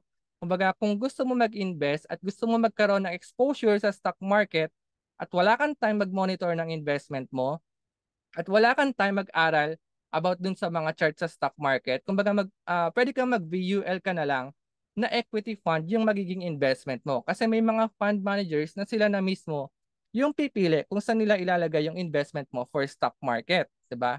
Now, in terms of risk naman, mas malaki yung risk ayan sa equity fund or index fund compared to bond fund. Pero in terms dun sa pwede mong kitain, mas malaki rin naman yung chance na mas kikita ka sa equity fund or sa bond fund. Kasi for example, sa bond fund or sa equity fund, let's say sa Jollibee, pag kumita yung Jollibee na yon, kung makakikita rin yung investment mo para ka nagiging shareholders ng mga company. Ayan. And then lastly is the balance fund. So balance fund, combination naman to ng bond fund and stock market. So sa balance fund is parang binibigyan nyo ng liberty or freedom yung fund managers na kung sa tingin nila mas maganda maglagay ng investment sa bonds nila ilalagay. Pero kung sa tingin nila mas maganda maglagay ng investment sa stocks naman nila ilalagay. So it doesn't mean na balance siya. Ibig sabihin kalahati sa bonds, kalahati sa stocks. So ang ibig sabihin po nun is balance fund is may certain portion na napupunta sa stocks. Kung sa tingin ng fund manager, mas maganda yung stock market sa mga oras na yon, mas madami silang ilalagay sa stock market. Pero kung sa tingin nila, mas maganda yung bond market sa oras na yon, kasi malaki yung possible decline na pwede mangyari sa stock market, ilalagay naman nila yung bonds sa yung investment mo sa bonds. Ayan. Now in terms of risk naman, nasa medium risk lang tong balance fund. Okay?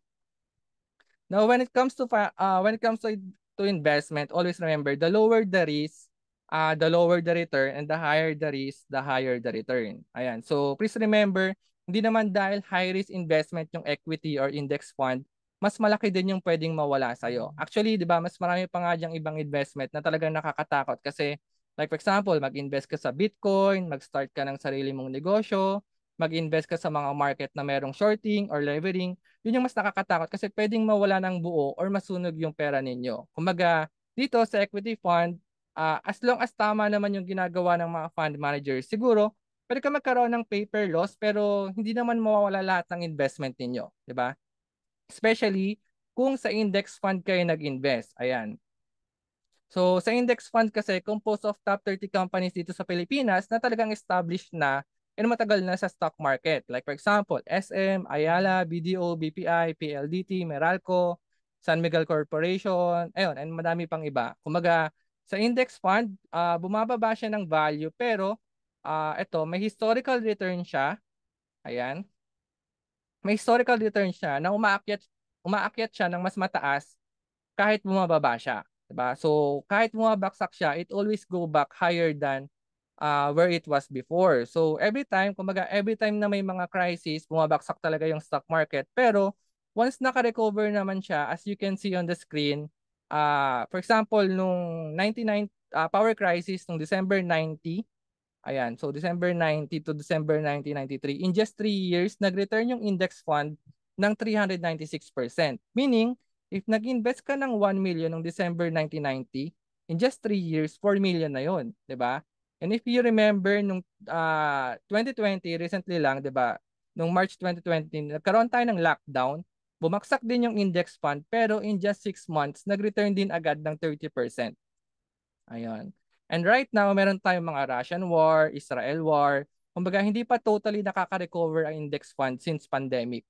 Pero if you start investing right now, kumbaga, take the opportunity na mas mababa pa yung market. Kumbaga, as there is a saying na every crisis is equal to opportunity to invest. Kumbaga, once na makarecover na yung market natin sa stock price na before and you start investing today, kumbaga doon mo makikita na kumikita yung pera mo sa stock market kasi you invest on the low price. Ayan. Ayan. So, do you have any question pa po? Naintindihan niyo naman yung about sa mutual fund natin.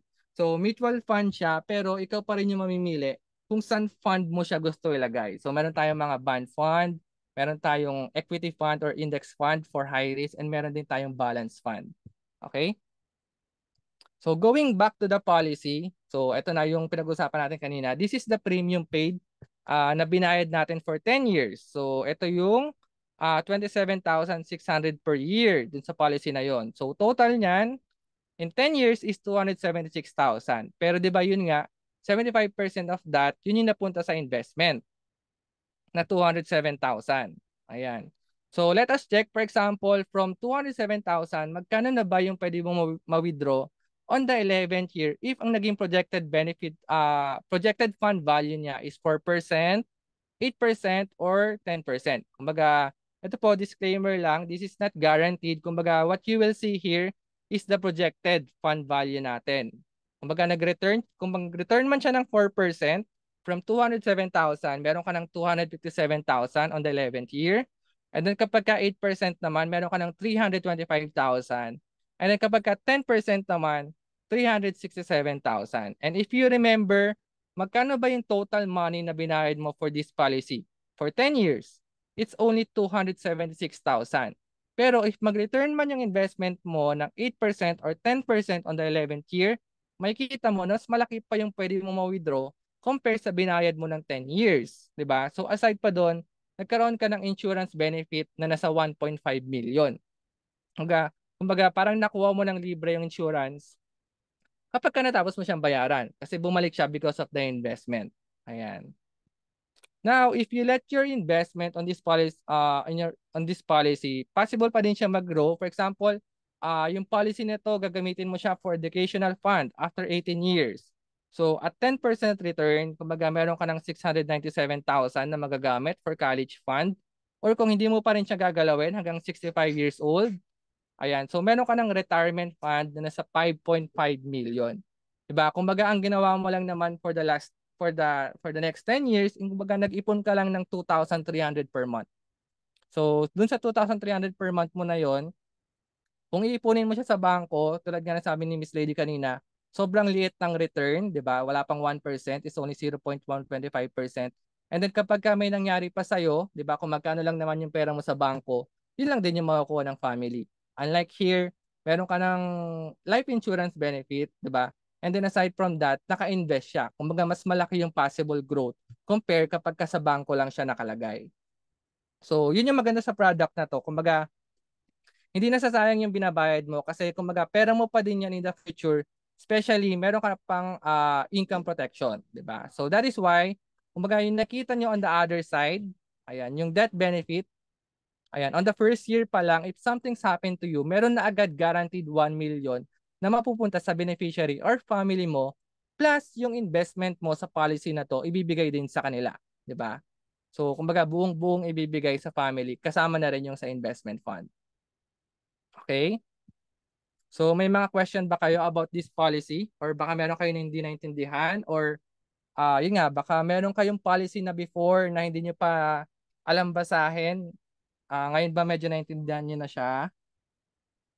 Ayan. So, paano po kumuha ng insurance sa Sun Life? So, just message Miss Lady. So, si Miss Lady po, financial advisor na po siya sa Sun Life. So, pwede mo siyang maging financial advisor. So, siya na po bahalang mag-discuss sa'yo, kumbaga, kung ano yung fit na program for you or kung ano yung pwede mong kuhanin. Kay Sun Life, ayan. So, depende rin po sa budget ninyo. So, I already have premium policy for my anak. I'm so happy about it. Iba talaga kapag secure. Ayan. So, ayun. So, congratulations po, Miss Lovely. Ayan, yung sa mga nasa Facebook natin. Yung iba may mga insurance policy na rin with Sun Life. Okay? So, next po, pag-usapan naman natin is health protection. Diba? Yung kanina, we were talking about income protection. So, bakit kailangan din ba natin ng health protection? Kumbaga, do you know someone, let's say, kamag-anak, parents, or lolo or lola na namatay because of cancer, stroke, or heart attack? Ayun. So, yung tatlo po na yon. Anyway, bakit ko ba siya natanong? Ayan. So, sa Pilipinas po, ang top 3 cause of death na critical illness is number 1, heart attack, number 2, stroke, and number 3, cancer. So, bakit kaya sila mas madaling namamatay or natutuluyan? Kasi number 1 po is walang pera. 'Di ba? Kumbaga yung tipo nagka-cancer ka dahil wala kang pera or hindi mo napaghandaan, wala kang pampagamot, mas madali pong natutuluyan. So, bakit ba importante na pinaghahandaan natin 'to? So, tulad po ng sabi ni Miss Lady kanina, na once tamaan tayo ng at least one major critical illness, kahit isa lang, it will wipe out everything that we have. Kumbaga, pwedeng maubos po lahat ng napundar or pinaghirapan natin. Kumbaga, ayun. So as you can see here on the screen, the average cost po ng triple cardiac bypass surgery is 900,000. 900,000. Ayun, sorry. If wala kang ganyang amount of money at tinamaan ka ng critical illness, ano yung pwede mangyari? Ayun. So unfortunately, based po dito sa statistic natin sa screen, sa bawat 100 Pilipino nagkakasakit, 95% po doon yung nag-ubos ng savings.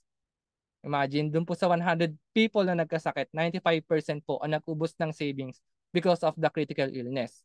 And the worst thing about it, 53% pa po noon yung tumawid sa pangungutang. Kumbaga sila pa yung mga nanghiram sa family members, ayan. At ang pinaka-worst pa po doon, sa 53% na yon, 20% po doon yung namatay. Kumbaga ano po yung iniwan nila sa pamilya nila? Yung utang. Now, would you be happy po if ganun yung nangyari sa inyo? Of course not. Of course, hindi po, di ba? Ayan. So that is why, very important din po na pinaghahandaan natin yung mga ganitong bagay. So if you get sick and you are insured, of course, they will pay for it. Ayan. So dito, yung mga VUL product po natin, actually very flexible din siya na pwede nating i-customize, na pwede natin lagyan ng mga additional benefit for health protection. Okay? So ito po, same policy to ng kaninang diniscuss ko with 1 million coverage. Ayan. So 500 face amount siya pero 1 million yung guaranteed death benefit niya. So meron pa ring total disability benefit which is a waiver of premium. Then there is additional 500,000 for accidental death benefit. But this time, meron pang additional benefit for health. Okay? So yung additional benefit natin for health is yung first, yung critical illness benefit natin amounting to 1 million pesos. Okay? And then hospital income benefit na 1,500 per day. Okay? When it comes to premium naman, mas nadagdagan siya compare kanina kasi 'di ba yung kanina natin na premium nasa 27,000 lang siya. But this time, nasa 33,000 na siya. Pero yun nga, 2,800 per month lang siya. Kumbaga nadagdagan lang siya ng 500 per month compared dun sa kanina. Yung kanina po natin is 2,300 per month, but this time it's 2,800 per month with health protection naman siya. Okay? So, ano naman yung mga benefit for critical illness benefit and hospital income benefit? So, first, discuss ko po yung about sa critical illness benefit. So, total of 36 major critical illness benefit po to na actually, ito talaga yung mga sakit na pangmayaman. Kasi if, for example, ma-diagnose ka any of this, kailangan mo talaga ng malaking amount of money.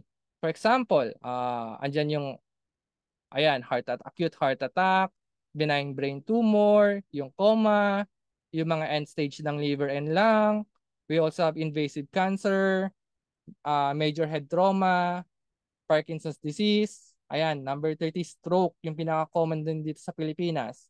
And then we also have mga bypass surgery, major organ transplant, replacement of heart valve. Now, total of 36 major critical illness po to. Now, once ma-diagnose ka any of these, pwede mo ma-claim yung face amount ng critical illness benefit mo. Kumbaga, on this policy, 1 million, 1 million siya na pwede mo ma-claim. Ayan. Okay? So, kumbaga yung benefit ng policy na to, yung critical illness benefit, nag-start siya after 90 days of the approval of your policy. And then yung coverage niya is until age 70.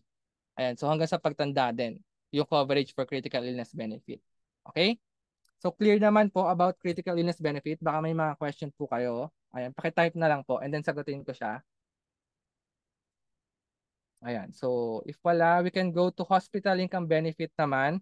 So, for hospital income benefit naman, for this policy, 1,500 per day yung nilagay natin.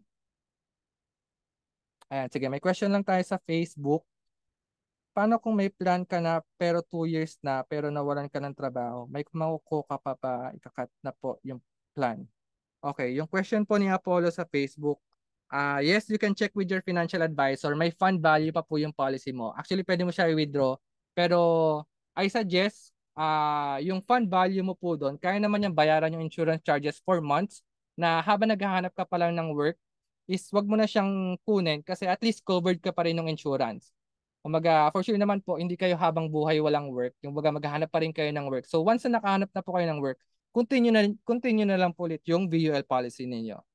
Kasi sayang po kumbaga nakuha nyo na yan on last 2 years, mas mura nyo po nakuha yon compare if kukuha ulit kayo ngayon. Ayan. Okay, so next benefit naman natin is hospital income benefit. So for this policy, 1,500 per day yung nilagay natin na benefit. So para makaklaim tayo nito, the minimum confinement must be 3 days. Pero, ayan, if ang case of confinement is injury, the waiting period ng 3 days will not apply. So kahit 1 day lang, pwede na makapag-claim. And if ang naging cause of confinement naman is yung sa ICU or yung mga dread disease na nakalista dito sa policy, so they will pay twice the amount of the hospital income benefit. So magiging 3,000 per day pa siya instead na 1,000 per day lang. Okay? And then the maximum hospital confinement na pwede natin ma-claim for this policy is up to 1,000 days. Ayan. So ganun po siya kalaki. I mean, katagal, 1,000 days. Kumbaga pwede ka na mag-staycation sa hospital if gusto mo. Pero di ba wag naman sana. Ayan. So this benefit is until age 60 naman siya. Ayan. So if you have any question po, just type on the comment box. Ayan. So, kumbaga same pa din siya for this policy. Kumbaga meron pa rin siyang investment, 'di ba? Tulad nung kanina. But this time, yung premium natin, ayan. If meron kang critical illness benefit, tumataas lang yung premium every 5 years. Kumbaga, tumataas siya pero hindi ganun kalaki. So, as you can see, on the first 5 years, 33,600. And then on the next 5 years, naging 34,000 siya. And then after 10 years, meron pa rin siyang babayaran. Unlike dun sa kanina, 'di ba, 10 years to pay lang siya pero covered ka na noon until age 88. So this time, kung meron ka mga health benefit, so babayaran din natin siya kung hanggang age ka covered. Pero hindi na siya ganun kalaki. Kumaga as you can see, after 10 years, 7,210 na lang siya. Ayan. So tumataas pa din siya every 5 years until age 70.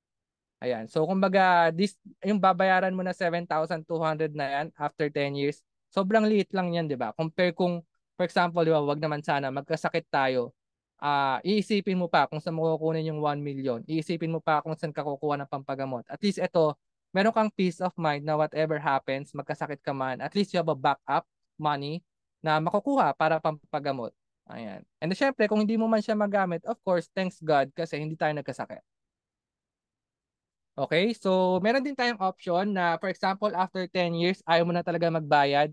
Pwede naman po yun. Kung ang gagawin ng company is kukunin na lang niya dun sa fund value mo every year.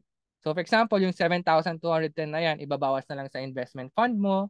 Ayan, so every year, ganun na lang yung mangyayari. And then aside pa doon, ayun, so ganun pa rin siya. Kumbaga may investment fund pa rin sa policy na to. na makikita mo, kung gagamitin mo to for your retirement fund, meron ka nang nasa 5.8 million at 10% return. Ayan. So, kumbaga, yung BUL policy natin, kumbaga, sobrang ganda ng benefit nito, lalong-lalo na kung gagamitin mo siya for retirement. Okay? So, eto flexible naman to. Kumbaga, pwede nyo to, liquid siya. Kumbaga, pwede nyo i-withdraw anytime you want. Pero yun lang, if meron kang mga additional benefit for health, dapat hindi mo siya ma-zero fund value para hindi mag-lapse para hindi ma-forfeit yung ibang benefit mo. Okay? So, pwede po ba makaklaim sa health benefit kahit hindi pa tapos ang 10 years na pagbabayad po? Yes po. Actually, yun nga po. Kumbaga, in-explain ko kanina for the critical illness benefit, after 90 days, kapag ka na-diagnose ka po, any of those 36 major critical illness, pwede nyo na po maklaim kung magkano yung face amount nyo for critical illness benefit. Okay? So, kahit hindi pa po tapos bayaran yung 10 years. Ayan. So, yun lang po. Kumbaga, upon application, check lang din po ni Sun Life if meron kang mga health problem before. Ayan. Okay. So, yan po. Okay, let's go to the next slide. So, ito yung mga sample claims namin sa branch. So, we have this client na kumuha ng policy niya nung pandemic, October 2020, na-approve. Pero, yun nga, after 4 months, unfortunately, yung client namin na yun is, ayun, taken out of the picture. So, nakapagbayad lang siya ng 2 quarters for 21,000. Pero, nang na-claim ng family niya for death benefit is amounting to 457,000. So, meaning, basta po mag-start kayo, kumbaga mag-start kayo kumuha ng policy and then na-approve na yon, automatic, covered na po kayo kung magkano yung life insurance benefit na meron kayo. Okay? Now, if you are a breadwinner po and you don't want your family to struggle when uncertainty happens to you, get yourself covered. Kumbaga, this is what life insurance are for. So, another story po that we have, ito po. So, yung sa question ni Elna Tinal Palmares sa Facebook, ito po siya, 1 million worth of critical illness benefit at the age of 36. So, itong client naman po na to, buhay pa po siya. Ayan. But unfortunately, nagkaroon siya ng acute heart attack noong June 2022 last year. But since yung policy niya, meron siyang 1 million critical illness benefit, na-claim niya po yung 1 million na yon. Pero yung nagastos po niya sa hospital is only 432,000. Kumbaga may nagamit pa siyang 500,000 na ginamit niya for business. Kasi kahit 432,000 lang yung nagastos niya, pero yung benefit niya sa policy is 1 million. 1 million pa rin po yung ibibigay sa kanya. Ayan. So aside pa doon, meron siyang hospital income benefit. Ayan. So na-confine siya for 10 days. So 1,500 per day. So 15,000 dapat yon. Pero yun nga, because of dreaded disease siya, naging times 2 pa. 30,000 yung na-claim niya for hospital income benefit. And then aside pa doon, syempre, meron pa rin siyang life insurance coverage. Kumbaga, pagka may nangyari po sa kanya, meron pa rin mapupunta sa family. Ayan. So, paano po kung wala dun sa major critical illness ang sakit? Ayan. So, yun nga po. Actually, kung ano lang po yung nasa policy natin, yun lang po yung magiging coverage niya ng mga sakit. So, yung mga nasa policy po natin right now, that's 36 mga major critical illness po talaga siya. So, tulad po na nabanggit ko kanina, mga sakit pang mayaman na once natamaan tayo any of those, kailangan po talaga ng malaking amount of money. But, we have a product po, other product na health product siya na mas maraming coverage. So, yung other product po namin is coverage nun is 114 minor and major critical illness naman siya. So, traditional policy po yun. More on health protection naman po yun. So, we can discuss it to you, yan, if you want, about sa health protection, about po dun sa product na yon. So, you just message Miss Lady or join po kayo dun sa group chat natin sa Facebook. Okay? Okay. Ayan. So, a brighter life can be achieved if we make the right choices today. Kumaga, hindi po importante kung malaki man or kung maliit man or malaki yung kukunin mo na insurance coverage or VUL. Kumaga, ang importante po is meron ka nang nasimulan. And if you want to get an insurance and invest your money sa alam mo talagang safe ang pera mo, of course, you have to choose a company na talagang established na and matagal na nag-ooperate. And by the way, Ayan po, this is the company which I and Miss Lady represent. This is Sun Life of Canada, Philippines. So about our company, the Sun Life Financial po started in Canada noong 1865. Kaya yung company namin, we call it Sun Life of Canada, Philippines.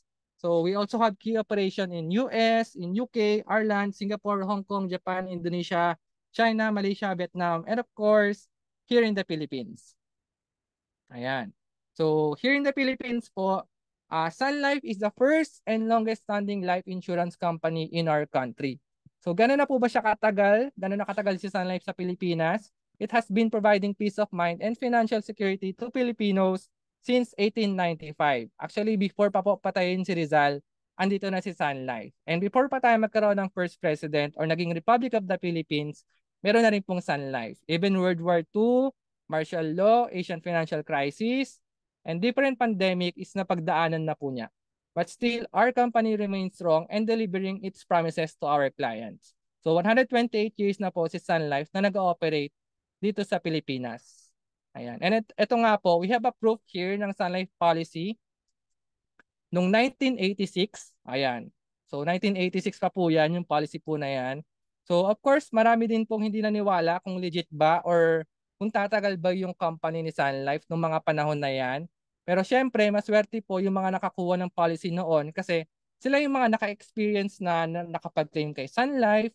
And I'm sure, madami na din na bagong buhay si Sun Life because of meron silang insurance policy. So, bukod pa po doon, bukod sa 128 years na si Sun Life na nag-ooperate dito sa Pilipinas, Sun Life is also the #1 insurance company here in the Philippines when it comes to premium income. So ano ba yung premium income? So yan po yung mga binabayad or ini-invest ng mga client kay Sun Life every year.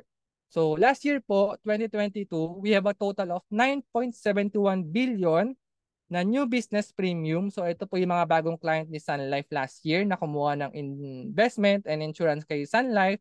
And overall, sa lahat po ng client namin last year, 52.61 billion premium po. Kumbaga yung mga kumuha ng insurance and investment last year. Kumbaga imagine po, ganyan po kalaki or karami po yung kumukuha kay Sun Life ng investment and insurance almost every year. So every year po lumalaki po yung premium income ni Sun Life. Kaya ayun po, kung mas madami nag-i-invest kay Sun Life, it only means that the company is trustworthy.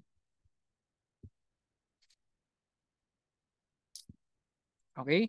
So to reach out as many Filipinos, we have a strong presence in our country. As you can see, you will have your devoted Sun Life advisor. So that's Miss Lady Denely Digo. So siya na po mismo yung magiging financial advisor ninyo sa Sun Life if ever you will get an insurance and investment po sa Sun Life. And we also have customer centers nationwide.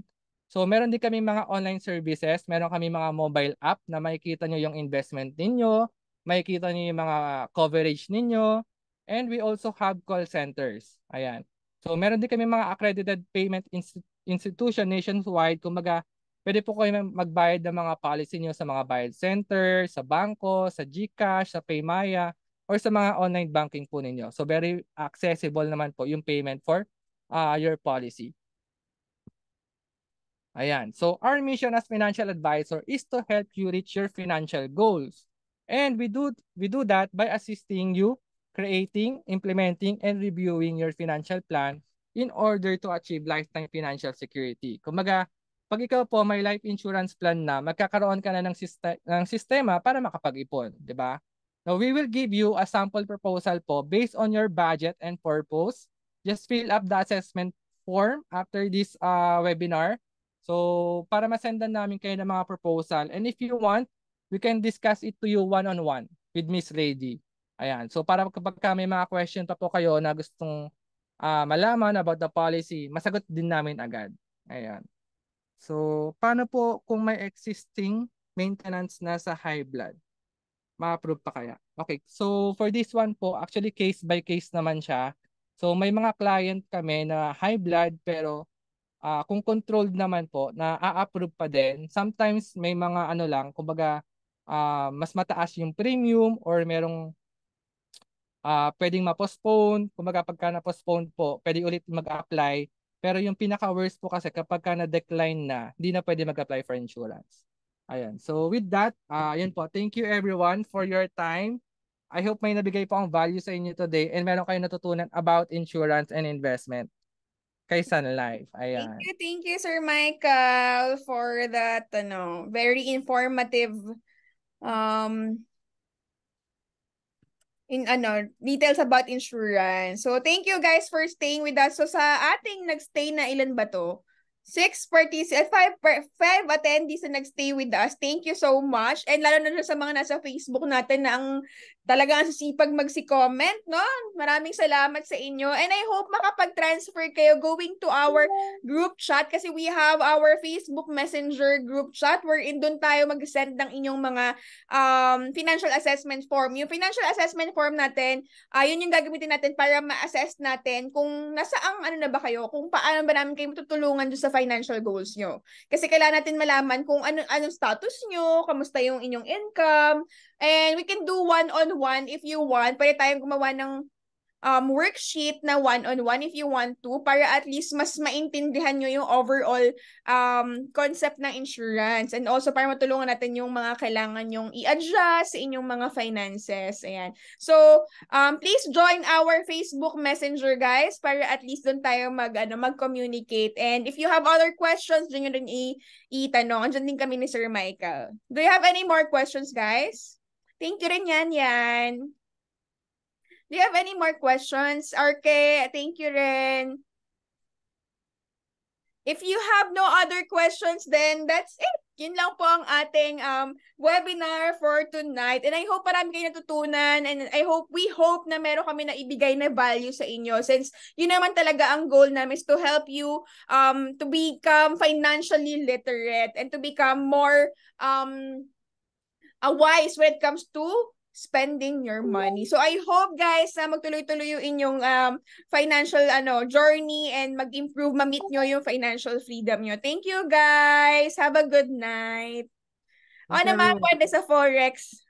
Sa Tuesday na lang, RK, or meron din tayo dyang webinar every Tuesday. Ayan. So this one is recorded. Then I will be sending the link sa ating GC para at least dun sa mga hindi nakatapos ng webinar na to, pwede nyo balikan to. Ayun. Thank you guys. Have a good night. Thank you, Sir Michael.